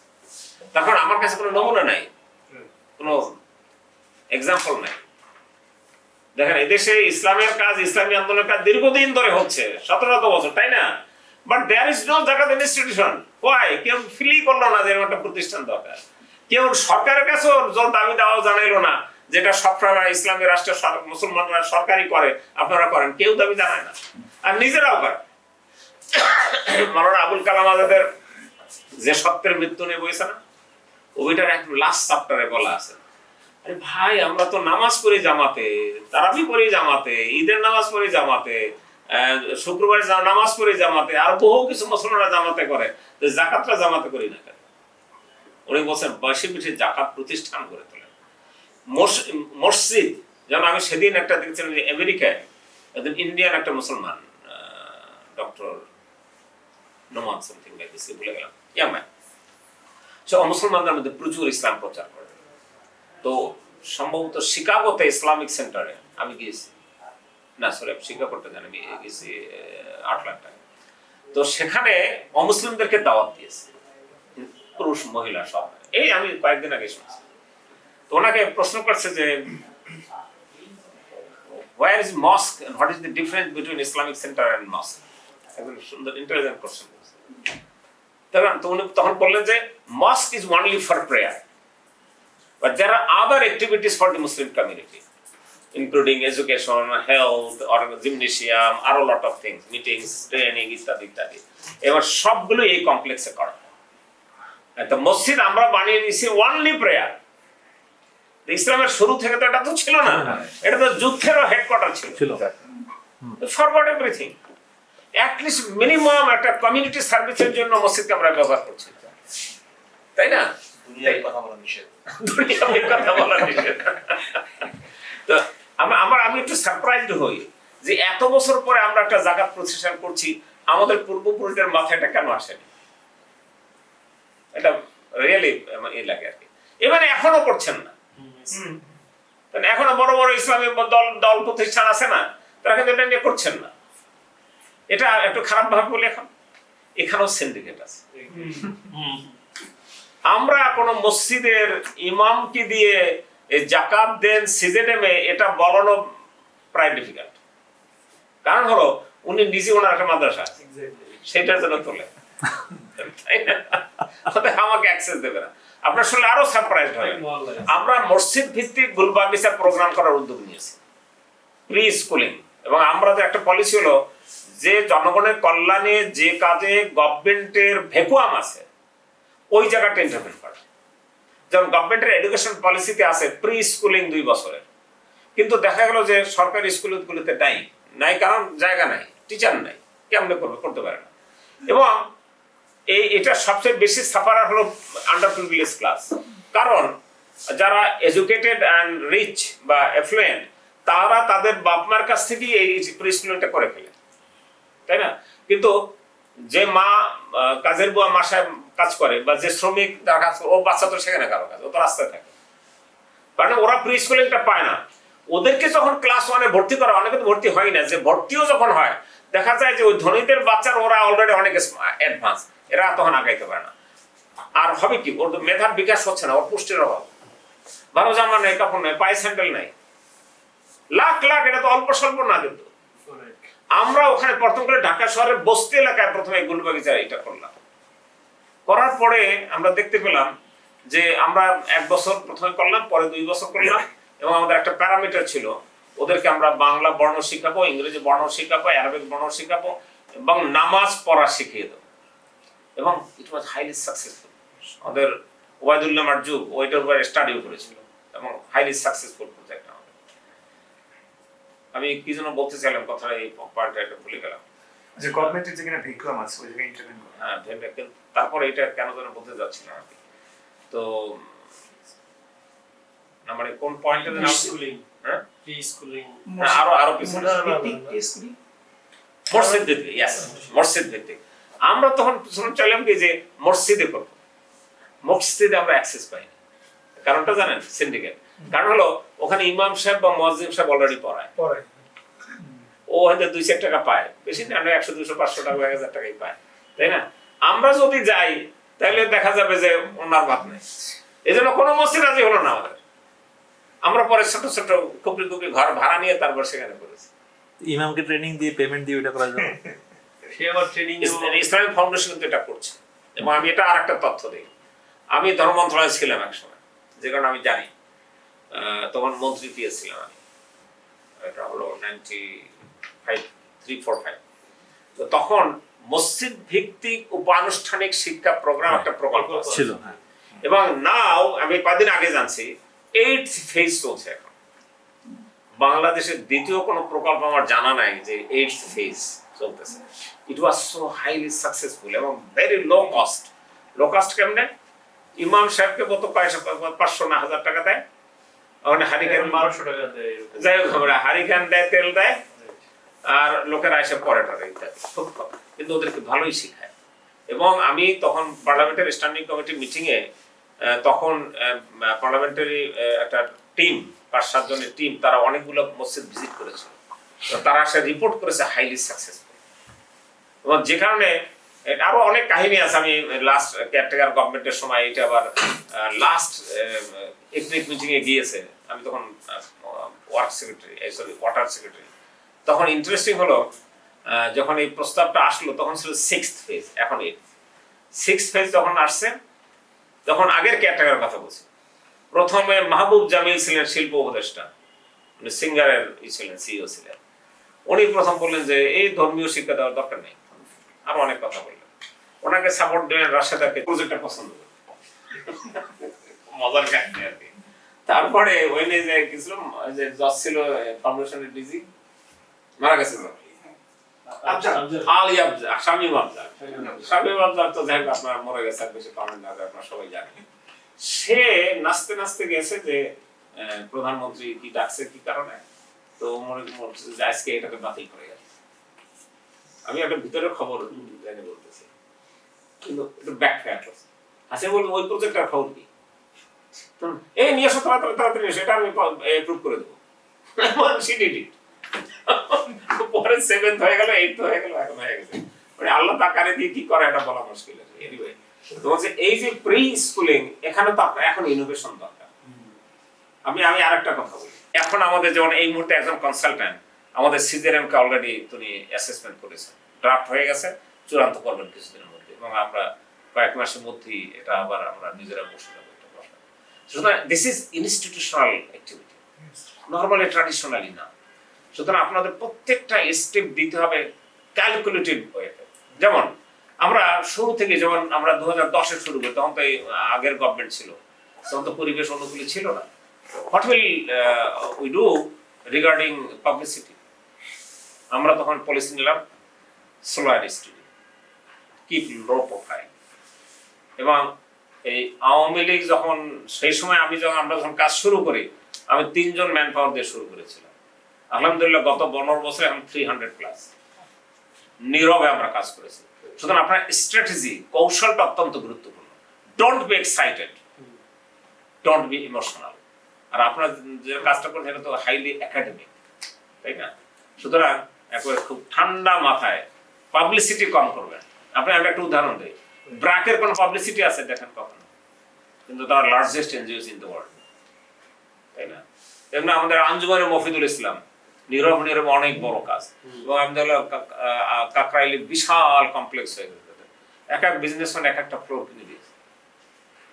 এজন্য যারা বড় হতে চায় তাদের অটো স্লো অ্যান্ড স্টেডি, আবার ধাপে ধাপে আমার খুব ক্যালকুলেটিভ প্রত্যেকটা স্টেপ দিতে হবে। আমরা মাঝে মাঝে অনেক ছোট ইমোশনাল হয়ে যাই, আরে আহমদুল্লাহ সাহেব এত পারে, আপনারা পারেন না কেন? আমার কলিগরাও বলে না। তারপরে যে ডোন্ট বি এক্সাইটেড, আমরা ইনস্টিটিউশনালি যাই, ধীরে সুস্থে স্টেপ বাই স্টেপ আমরা উঠতেছি। এই স্ট্র্যাটেজি এর রোডম্যাপ এগুলো খুব গুরুত্বপূর্ণ, খুব। এবং documentation is also very important. আমরা তো এই কি জন্য বলেন আইএসও, আমরা কিন্তু আইএসও সার্টিফাইড, অর্থাৎ অর্গানাইজেশনাল যে ডিসিপ্লিন এন্ড প্যাটার্ন, এটা একেবারে ওয়েল অর্গানাইজড। এইটা করতে যে ওনাদের অভিজ্ঞতা হচ্ছে, এই ধরনের প্রতিষ্ঠানকে কোনো সময় তারা সার্টিফিকেট আগে দেয়নি, এটা আমরা সোশ্যাল ফাইন্যান্স নিয়ে কাজ করে। হ্যাঁ, এইটার জন্য তারা অনেক খাটছে, এটা থেকে দে আর প্লিজড। এক্স্যাক্টলি। সুতরাং ইনস্টিটিউশন বিল্ড আপ করতে হবে, এটা হলো কথা। এবং বাংলাদেশে আমি যাই বলি, কোয়ালিটি প্রতিষ্ঠান করো তোমরা। আমি বাংলাদেশের নাম বলি, সরি নাম না বলাই ভালো হবে, অনেক ইসলামী প্রতিষ্ঠান আছে, শিক্ষা নিয়ে কাজ করছে, রিসার্চ নিয়ে কাজ করছে, পাবলিকেশন নিয়ে কাজ করছে, কিন্তু স্ট্রং ফুটিং এর উপরে দাঁড়াতে পারে। অর্থাৎ ইনস্টিটিউশন বিল্ডিং হয়, কোন ব্যক্তিকে কেন্দ্র করে হয়েছে, কোন দলকে কেন্দ্র করে হয়েছে, তাই না? কিন্তু ইনস্টিটিউশন বিল্ডিং হয়। তো institution building is different, strong ফাউন্ডেশনের উপরে দাঁড়াতে হয়। এনিওয়ে, আমার মনে হয় আই শুড স্টপ নাও। আমার মনে হয় কোনো কোশ্চেন থাকলে আমি একটু বলি, জবাবটা দিই, তাই না? আমার আবার আর তুই ঠিক দৌড়াতে হবে।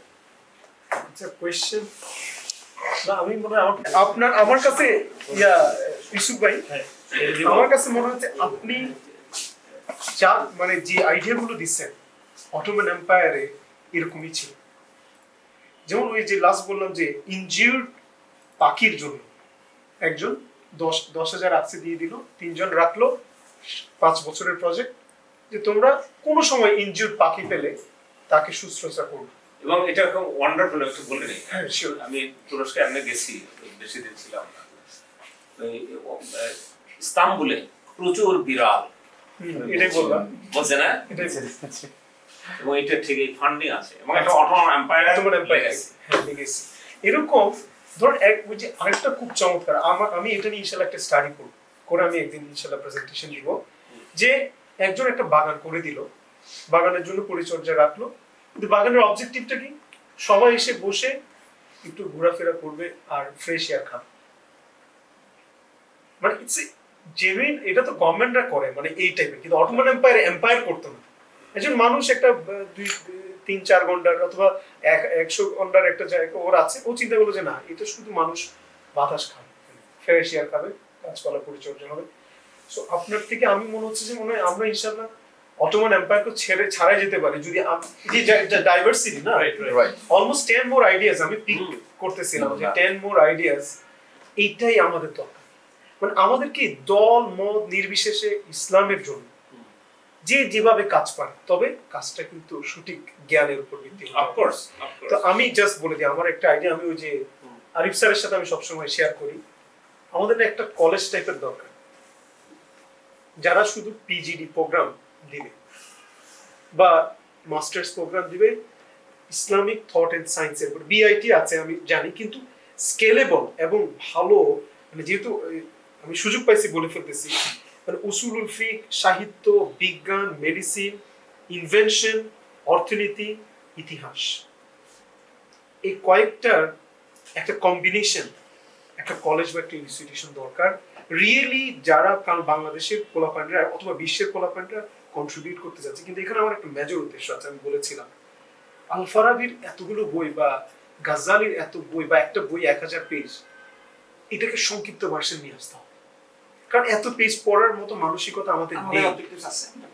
হ্যাঁ, তো এই জায়গাটাতে আমার মনে হয়, কারণ এই টাইপের ইনস্টিটিউশন বাংলাদেশে নেই, যে পিজিডি প্রোগ্রাম বা মানে, কারণ কি পিজিডি কেন, ব্যাচেলর করেছে আমি ইকোনমিক্সে বা ইন্টারন্যাশনাল বিজনেসে, সে ইসলামিক ফাইন্যান্সের একটা পিজিডি চাচ্ছে, বা ইসলামিক সোশ্যাল ফাইন্যান্সের একটা পিজিডি মানে পোস্ট গ্রাজুয়েট ডিপ্লোমা বা masters only for, or literature নিয়ে সে একটা রিয়েল জ্ঞান নিয়ে, ফিলোসফি নিয়ে। আমি মনে হয় ইনশাআল্লাহ যদি ফ্রেমওয়ার্ক চান, আমি ইনশাআল্লাহ একটু কাজ করতে পারি।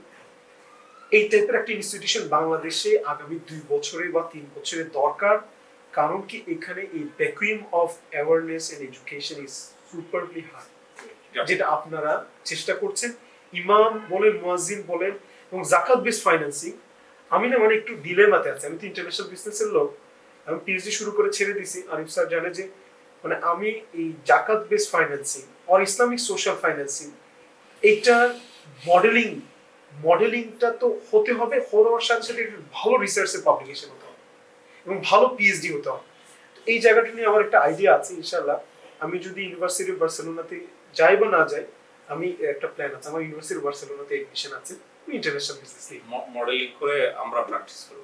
হ্যাঁ, এবং মানে আপনারা তো কিন্তু করতেছেন, কিন্তু এটাকে রিসার্চে যখন ভালো পেপারে পাবলিকেশন হবে, সেটা যখন একটা কেস আকারে, সেটাই আমরা না, চাচ্ছি। আমি একটু আরো দুটো তথ্য দেই। একটা হচ্ছে যে আমাদের ও যেটা বলবে এখন শেষ হয়নি, এটা হোসেন জিল্লুর রহমান সাহেব আমাদের কিন্তু 2 দফায় অ্যাসেসমেন্ট করেছে, এবং এই বইটা দিয়ে দিই।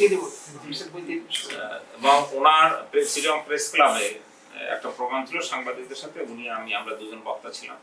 উনি সেখানে বলছেন CJM Jeevika model should be replicated globally for poverty elimination. Yes, এটার জন্য রিসার্চ দরকার, বড় মানের রিসার্চ দরকার। নাম্বার 1 আর একটা হলো যে প্রফেসর ইউনুস সাহেব আমাদের কয়েক বছর আগে একজন ব্যবসায়ী একে খান, উনি আমাদের সিজেএম পাবলিকেশন নিয়ে ওনাকে দিয়েছিলেন এবং বলছিলেন যে সিজেএম জায়গাটা নিয়ে কাজ করে। তো উনি তখন পরামর্শ দিয়েছেন যে সিজেএম কে বলেন ইন্টারন্যাশনাল বিদেশি ইউনিভার্সিটির সাথে একটা কোলাবোরেশন। Very good suggestion. তার মানে দেখা যায় বাংলাদেশ ইউনিভার্সিটি নাই, তো বাইরে করার মতো আছে, সেই জন্য উনি বলেছেন বাট উই নিড আমাদের নিজস্ব ইউনিভার্সিটি। আমি তো আরিফ স্যারকে এখন আমি বলি, এরপরে আমাদের এম নাসিরউদ্দিন সাহেব আমাদের সেক্রেটারি ছিলেন, উনি আবার ইউনুস সাহেবের ছাত্র প্লাস আবার ওনার কলিগ, ইউনিভার্সিটি টিচার ছিলেন। উনি এই 3 মাস আগে প্রফেসর ইউনুস সাহেব কাছে আমাদের লিটারেচার দিয়ে আসছেন, ওনার কাছে আমাকে বলে আসছেন। আর ওয়াহিদুদ্দিন মাহমুদ সাহেব কিন্তু আমাদের অ্যাডভাইজার, সালেউদ্দিন সাহেব আমাদের দুইজন অ্যাডভাইজার, গভর্নমেন্টের অ্যাডভাইজার। ইয়াতে ছিল না, শিক্ষা সচিব তো বোর্ড শিক্ষা সচিব তো বোর্ড মেম্বার। আপনি বা আমরা ইন্টারন্যাশনাল একটা চিন্তা করি যে ইউনিভার্সিটি বা কলেজ টাইপের যে ইসলামিক প্রফেন্স। আমি এখানে একটু আরেকটা কথা বলতে চাই, এই যে ইউনিভার্সিটির কথা যখন আসছে, আমি ওই বললাম না যে ওএসডি থাকার পরে ই করতেছিলাম, তখন একবার মাথায় আসলো আমাকে দিগন্ত মিডিয়া কর্পোরেশনের এমডির অফার দেওয়া হলো। আমি তখন প্রথম চিন্তা করলাম যে একটা ইউনিভার্সিটি, তা অলরেডি অনেক দূর আগালাম, নির্বাচন হয়ে গেল, আমরা দুজন মিলে কোন একটা কারণে ওটাকে স্টপ করে দেওয়া হয়েছে। সেই হিসেবে আমি যাচ্ছি না। ইন্টারেস্টিং হলো, আমি যখন হান্নান ভাইয়ের কাছে, আব্দুল হান্নানের কাছে পরামর্শ নিতে গেলাম, উনি আমাকে তো খুব স্নেহ করতেন, বলতে ডোন্ট প্রসিড, বাংলাদেশে প্রাইভেট ইউনিভার্সিটি শুরু থেকে আমি ছিলাম, Darul Islam university, North South university, Asia university, এই তিনটার কিন্তু ফাউন্ডেশন থেকে উনি শুরু ছিলেন জড়িত। বলছে আউটকাম ইজ জিরো। আমারও প্রশ্ন হলো, এই যে ইসলামিক ইউনিভার্সিটি তো কয়েকটা আছে, হোয়াট ইজ দ্য আউটকাম? এই যে তুমি যখন যে বললে যে এই জিনিস নাই আমাদের দরকার, ইটস ট্রু, কিন্তু ওনারা কি করছেন? ট্র্যাডিশনাল গায়ে ভাসিয়ে দিয়েছেন, জাস্ট অনেকটা কমার্শিয়াল বিজনেস করতে মানি মেকিং। মানে দিস ইজ আনফরচুনেট, এগুলো ডার্ক চ্যাপ্টার। এগুলো এখন আমাদেরকে বুদ্ধি দেওয়া দরকার, যে খালি চাকরি করে না পয়সা মানে দুর্নাম আছে কিছু, তাই না? দারুল ইসলাম তো ডুবেই গেল, অথচ আলিয়া সাহেব কম মহান একটা চিন্তা নিয়ে করেছিলেন, পারল না, শেষ হয়ে গেল।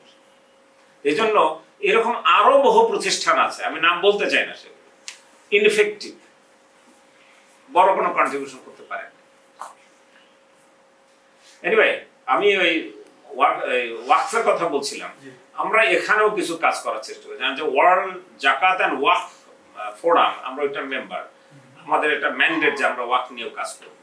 আমরা অলরেডি ক্যাশ ওয়াকফ নিয়ে আমরা কাজ শুরু করেছি। আমরা অলরেডি মানিকগঞ্জে একটা প্রজেক্ট নিয়েছি, মানে শহরের মধ্যে আমরা কিছু জমি পেয়েছি ডোনেশন, ওখানে আমরা ক্যাশ ওয়াকফ দিয়ে একটা ক্লিনিক করে ফেলতেছি দেশের মা ও শিশুদের জন্য।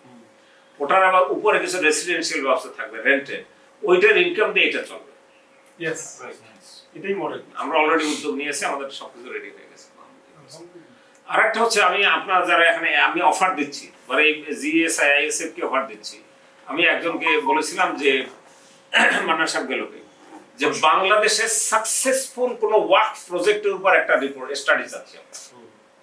If you can do it, will finance it. আমরা অনেকদিন ধরে যাচ্ছি। আমরা এটা করবো ইনশাআল্লাহ। যে কোনো একটা প্রতিষ্ঠান, ইভেন আমি বলি এটা ঢাকা ইউনিভার্সিটি একটা স্টাডি হওয়া উচিত। এখানে নওয়াব সালিমুল্লাহ এবং নওয়াব আব্দুল কি যেন নওয়াব আলী চৌধুরী সাহেব, ওনারা তো অনেক জমি জমা দান করেছিলেন, এবং that was waqf. Dhaka university ওয়াকফের উপর দাঁড়িয়ে আছে, no history, no record, no studies. কত আনফরচুনেট। এখানে রবীন্দ্রনাথ এটা বিরোধিতা করতেন, তার উপরে পিএইচডি থিসিস ভরা, প্রতারণার মধ্যে বাস করছে আমরা। তো এই জন্য আমার মনে হয় ওয়াকফের উপরে আমরা চাচ্ছি, এর উপরে একটা বলি, আইডিবি ভবন, ইটস ওয়াকফ প্রপার্টি। আইডিবি এটা করে দিয়েছে যে এখান থেকে যে ইনকাম হবে এটা দিয়ে স্টাইপেন্ড দেওয়া হবে ছাত্রদের, দে আর ডুইং ইট। বাংলাদেশ কিন্তু শত শত ভোকেশনাল ট্রেনিং করে এটা, রাইট। স্টাইপেন্ড দেয়। তো এরকম আমরা এরকম প্রতিষ্ঠান হয়ে যাওয়া উচিত বাংলাদেশে। এবং অটোমান সাম্রাজ্যের বলা হয় যে 2/3 of state property was Islamic social finance. গুরুত্বপূর্ণ ব্যাপার। বাংলাদেশের সরকারি হিসাবে 27,000 ওয়াকফ প্রপার্টি আছে, বেহাত হয়ে যাচ্ছে। আমি মিনিস্টার ছিলেন কারামত আলী সাহেব 91 এর ক্যাবিনেটে, আমি তো পিএস ছিলাম। তো উনি একবার ওয়াকফ অফিস ভিজিটে গেছেন, তো যাই বলতেছে এখানকার ধুলোবালি তো ঘুষ খায়, really corrupt, every person corrupt. নাম হচ্ছে ওয়াকফ।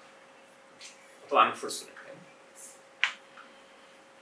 এগুলো নিয়ে আমাদের রিসার্চ দরকার, যে ওয়াকফ, যেমন আমি আরো একটা বলি, খুব মজার কাহিনী এগুলো। এই যে সলিমুল্লাহ ইয়াতিমখানা আছে না, আমি ভাবলাম যে এটা বোধহয় ওয়াকফ, বোধহয় নওয়াব বাড়ির নওয়াব সলিমুল্লাহর ওয়াকফ প্রপার্টি। তো আমরা তার সাথে কিছু কোলাবোরেশন করতে পারি। ওই যে গ্রানার ইসলাম একাডেমি বললাম না, ভাবলাম যে ওইটা আমরা একটা জায়গা পাইলেই তো আমরা জয়েন্ট কোলাবোরেশন করবো। আমরা একটা ইনস্টিটিউট অফ হেলথ টেকনোলজি সেটাও করতে চাচ্ছি, ইনশাল্লাহ আমরা হয়ে যাবে শুনছি। তো ওখানে ওদের সাথে কথা বললাম। আমি একদিন গেলাম, 6 একর জায়গা আন্ডার ইউটিলাইজড অর আনইউটিলাইজড, কিছু ভবন ভেঙে চুরে পড়ে আছে, দলাদলি এই সে। যাই হোক, আমাদের সাথে আমরা যখন বুঝিয়ে বললাম, তারা কনভিন্স হল। আমরা ওখানে 2-3টা বিল্ডিং করব, একটা মাদ্রাসা করব, একটা ইনস্টিটিউট হেলথ টেকনোলজি করব, আর একটা ভোকেশনাল সেন্টার করব। এগ্রি করলেন, সবকিছু ফাইনাল, আমাদের এখানে চুক্তি হবে। তারপর আগের রাতে বাঁকাই গেছে সিন্ডিকেট, যে সিজারে এখানে আসলে আমরা মাথা ঘুরে করতে পারবো, খাইতে পারবো না লোক। এটাই তো ইসলাম। জাস্ট নামাজ পড়লে ইসলাম, নামাজ ফরজ, কিন্তু নামাজ বা ইসলামের যে মেইন মেসেজ এটা আমরা নিচ্ছি না, জীবনের প্র্যাকটিসে নেই। মুশকিলটা হলো ইনশাআল্লাহ আপনি আছেন, আমরা দেখি আমাদের নিয়ম, আমরা চেষ্টা করি কিভাবে পারি। কারণ আমাদের আসলে ওই যে আপনি তো পয়েন্টই করলেন সবগুলো, academic research publication and institutional mechanism. তারপর আরেকটা বলা হয়নি, সেটা হলো ওসর। দেখেন ইসলাম যখন রাসূল করিম সাল্লাল্লাহু আলাইহি ওয়াসাল্লামের যুগে, খোলাফায়ে রাশিদিনের যুগে যাকাত প্রধানত আসতো লাইভ স্টক এবং ক্রপস থেকে। এখন এটা গেছে আমাদের সেকেন্ডারি না, তারও নিচে চলে গেছে, তাই না? এবং দেখেন আমাদের এই হুজুরেরা, I am sorry to use this word, আর আমার খুব তিক্ত অভিজ্ঞতা আছে, রাগে মাঝে মধ্যে বলে ফেলি, এটা খারাজি জমি নাকি অসরি জমি, এই বিতর্ক এখনো চলতেছে, কমে আসছে। আমরা একটা বই বের করেছি, বিভিন্ন জায়গায় বিতরণ করেছি, আমাদের ডক্টর জুবাইর হাসান উনি একটা বই লিখেছেন, আব্দুল্লাহ জাহাঙ্গীর সাহেব একটা বই লিখেছেন, তাও বই নাই এবং আমাদের হুজুররা জানে না। এবং এর মধ্যে একজন বললো, সেটা আপনারা সবাই হাসবেন, আমার একজন বড় আলেম উনি বলছেন, উনি গেছেন বরগুনা, উনি যখন ওসরের কথা বলছে তো সবাই মনে করছে ওরস। মানে আমরা মুসলমান ওসর জানি না, আমরা ওটাকে বলি ওরস জানি। মানে আমরা গত 2 বছর ধরে ট্রাই করে বেশি আগাতে পারছি না কনসেপচুয়ালি, মানে আমরা এই দূর করতে পারছি না। ওটার জন্য ইমাম আবু ইউসুফকে বেশি রিড করতে হবে, ওনার কিন্তু কাজ বেশি ওসর নিয়ে। ডেফিনেটলি জুবাইর স্যার কাজ করছে। আমি বলছি মাসলা মাসলা তো পড়ে, প্রাথমিক জিনিসই তো বুঝাইতে পারি না, মানে খুব কঠিন। ওসর কি এটা বুঝাইতে ওটাই যে গ্যাপ ওই যে কমি তো সুতরাং আপনারা এটাকেও অ্যাড্রেস করবেন। ফলে আমরা কত বলেন যে যাকাত, সাদাকা, কর্জে হাসানা, ওয়াকফ, ওসর। আমরা একটা কাজ করি, তো সেটা হচ্ছে আমরা আরো আছে, বিজনেস যাকাত, আরো আছে এটা বলি। কিন্তু আমরা এই যে এক সেকেন্ড, এই যে আপনি খেয়াল করেন, আমরা ফিতরা দেই না ঈদের দিন, কেন ইমাজিন বাংলাদেশের কমলে 4 কোটি মুসলমান নামাজ পড়ে ঈদের, তাই না?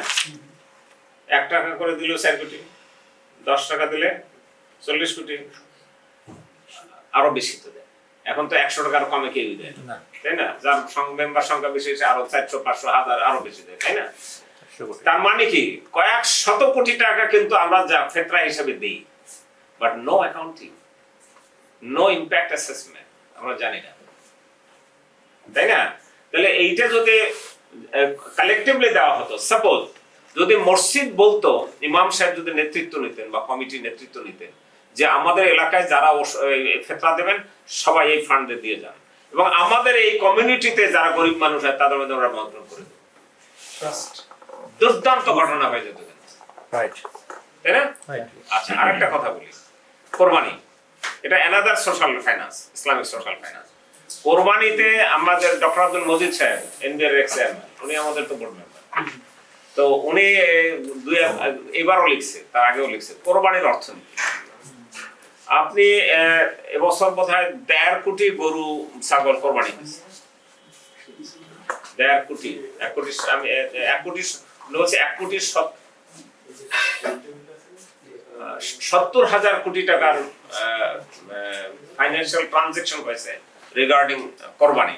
তার মধ্যে 60,000 কোটি হচ্ছে ওনলি গবাদি পশু কেনা বেচা, আর বাকিটা হলো ঘাস, দড়ি, কি বলে ছুরি, আরো বহু কিছু, তাই না? অনেক কিছু আছে এটার সাথে জড়িত। তাহলে আপনি চিন্তা করেন, তাহলে এই এমপ্লয়মেন্টের সাথে কত লোক জড়িত? এক গেল এমপ্লয়মেন্ট, বিরাট ফাইন্যান্সিয়াল ভলিউম, 70,000 কোটি টাকা রোল হচ্ছে, কিন্তু এক হাত থেকে আর হচ্ছে কত মানুষের এমপ্লয়মেন্ট প্লাস ফাইন্যান্সিয়াল ট্রানজাকশন। আর পর আসেন আমাদের দেশের যারা রাস্তার মানুষ, লাখ লাখ মানুষ, ওরা গোস্ত খাইতে পারে বছর কয়দিন, কিন্তু কোরবানির সময় তো তার মানে একটা পুষ্টি চাহিদা পূরণ হচ্ছে। এটা আসলে ইকোনমির কোনো হিসাব নেই, আমাদের কাছে কোনো করা হয় না। এটা একটা স্টাডি দরকার যে কোরবানির ইকোনমিক্স কি, what is the impact in the society. আচ্ছা, আরেকটা আসেন, উল্টা বলে অনেকে যে প্রাণী হত্যা মহাপাপ, ওদের কথা আলাদা, ওদের তো যুক্তি নেই। আপনারা একবার শুনেছেন এই বছর 5-7 আগে অস্ট্রেলিয়া কয়েক হাজার উটকে গুলি করে মেরে ফেলা, এক্সেস হয়ে গেছে, ক্যাঙ্গারুকে মেরে ফেলে। আমাদের এই যে কি যেন চর, আরেকটা নাম সুন্দর একটা নদিয়া, নিরিবিলি সামথিং কি একটা আছে না এরকম। নিজন দ্বীপ। নিঝুম দ্বীপ। নিঝুম দ্বীপে হাজার হাজার হরিণ অনেক সময় প্রবলেম ক্রিয়েট করছে, আর ওখানে বাঘ ছেড়ে দেওয়া দরকার। আল্লাহ তাআলা কিভাবে ব্যালেন্স করে দেন, মানে বাঘ তো সব হরিণ খায় না, ওর প্রয়োজন মাফিক খায়, সেটা সেই অনুযায়ী আবার কিন্তু বৃদ্ধিও পায়, ফলে প্র্যাকটিক্যালি কমে না হরিণ। কোনো সুন্দরবনে কখনো শুনছি যে বাঘ খেয়ে ফেলছে এই জন্য হরিণ কমে গেছে? নেভার, এটা কখনো ঘটে না, তাই না? আর মনে করেন যদি বাঘ না থাকতো তো সুন্দরবন থাকতো না। আল্লাহ তাআলা ইকোলজি ব্যালেন্স করে রাখে। কিন্তু এই যে মানে ইসলামিক পার্সপেক্টিভে যখন এই বিষয়টাকে আমরা আসি, যে কোরবানি একটা ইবাদত, এই ইবাদতের ইকোনমিটা কি, পরকালেরটা তো আছে। এরপর আপনি দেখেন যে আমরা যারা আধুনিক শিক্ষিত, আমরা যখনই কোনো কিছু অ্যাসেসমেন্ট করতে যাই, আমরা সাথে সাথে আমরা কিন্তু সবচেয়ে গুরুত্ব দিই কোয়ান্টিফাই করেন, তাই না? কিন্তু এটা কি আমাদের ইসলামিক কনসেপ্ট? এটা তো ওয়েস্টার্ন কনসেপ্ট, বৈশ্বিক ম্যাটেরিয়ালিস্টিক। আপনি আল্লাহর সন্তুষ্টি অর্জন করতে চান, ক্যান ইউ কোয়ান্টিফাই? সোয়াবকে কোয়ান্টিফাই করা যায়? নেক কোয়ান্টিফাই করা যায়? নেক আমল? তাহলে আমরা এটাকে কেন ওয়েস্টার্ন চক্ষু বুঝে আমরা সবসময় বলি যে না, কোয়ান্টিফিকেশন মানে কোয়ালিটি মানে কি বলে কোয়ান্টিফিকেশনের দিকে বেশি যাবেন? Not always. ইসলাম সবসময় ব্যালেন্স করে। এই ইসলামের কোয়ান্টিফিকেশন আছে, 5 ওয়াক্ত নামাজ পড়তে হবে, 30 দিন রোজা রাখতে হবে, সবগুলো হিসাব কিতাব আছে, তাই না? আমাদের হলো ব্যালেন্স, আমরা একদিকে ঝুঁকে পড়িনি, কম্বিনেশন অফ। হ্যাঁ। তো সরি আমি অনেক কথা বলে ফেললাম। প্রত্যেকটাই জিনিস শিখলাম। আপনার অনেক এক্সপেরিয়েন্স এবং হচ্ছে যে ইনসাইট, দুইটা মিলেই আমাদের কাছ থেকে অনেক কিছু চলে আসে। আপনাদের ছেলে আমি অন্তত স্যার প্রতিদিন কিছু কথা আগে শুনি নাই। অলরেডি একটু বলেছি, সেটা হচ্ছে যে আপনারা এই ইসলামিক সোশ্যাল ফাইন্যান্স স্টাডি তো করবেনই, কিন্তু এই যে অ্যাকশন রিসার্চে যাওয়া উচিত। যেমন আমাদের প্রফেসর মুজাহিদুল ইসলাম, উনি এই যাকাত প্রথম একটা স্মল স্কেলে মাইক্রো স্কেলে শুরু করেছেন, ওনার কাজের বুয়ারে দিয়েছেন টাকা, ওকে আগে সেলফ সাস্টেইন করে। কারণ আমরা এখানে যে কজন আছি, আমরা যদি সিদ্ধান্ত নিই আমার বাসায় যে কাজ করে ওকে আমি স্বাবলম্বী করব, এটা বিরাট ব্যাপার না? এরকম প্রত্যেক এরকম হাজার হাজার মানুষকে আমরা ইনভলভ করতে পারি, আপনার কাজের লোককে আপনি আগে স্বাবলম্বী করেন, বা আপনার ক্লোজ আত্মীয় যে আছে তাকে স্বাবলম্বী করেন। এটা কিন্তু একটা দারুণ ব্যাপার। এর জন্য অ্যাকশন রিসার্চের দরকার, তাত্ত্বিক কথা বললে হবে না। ওকে, থ্যাংক ইউ সো মাচ।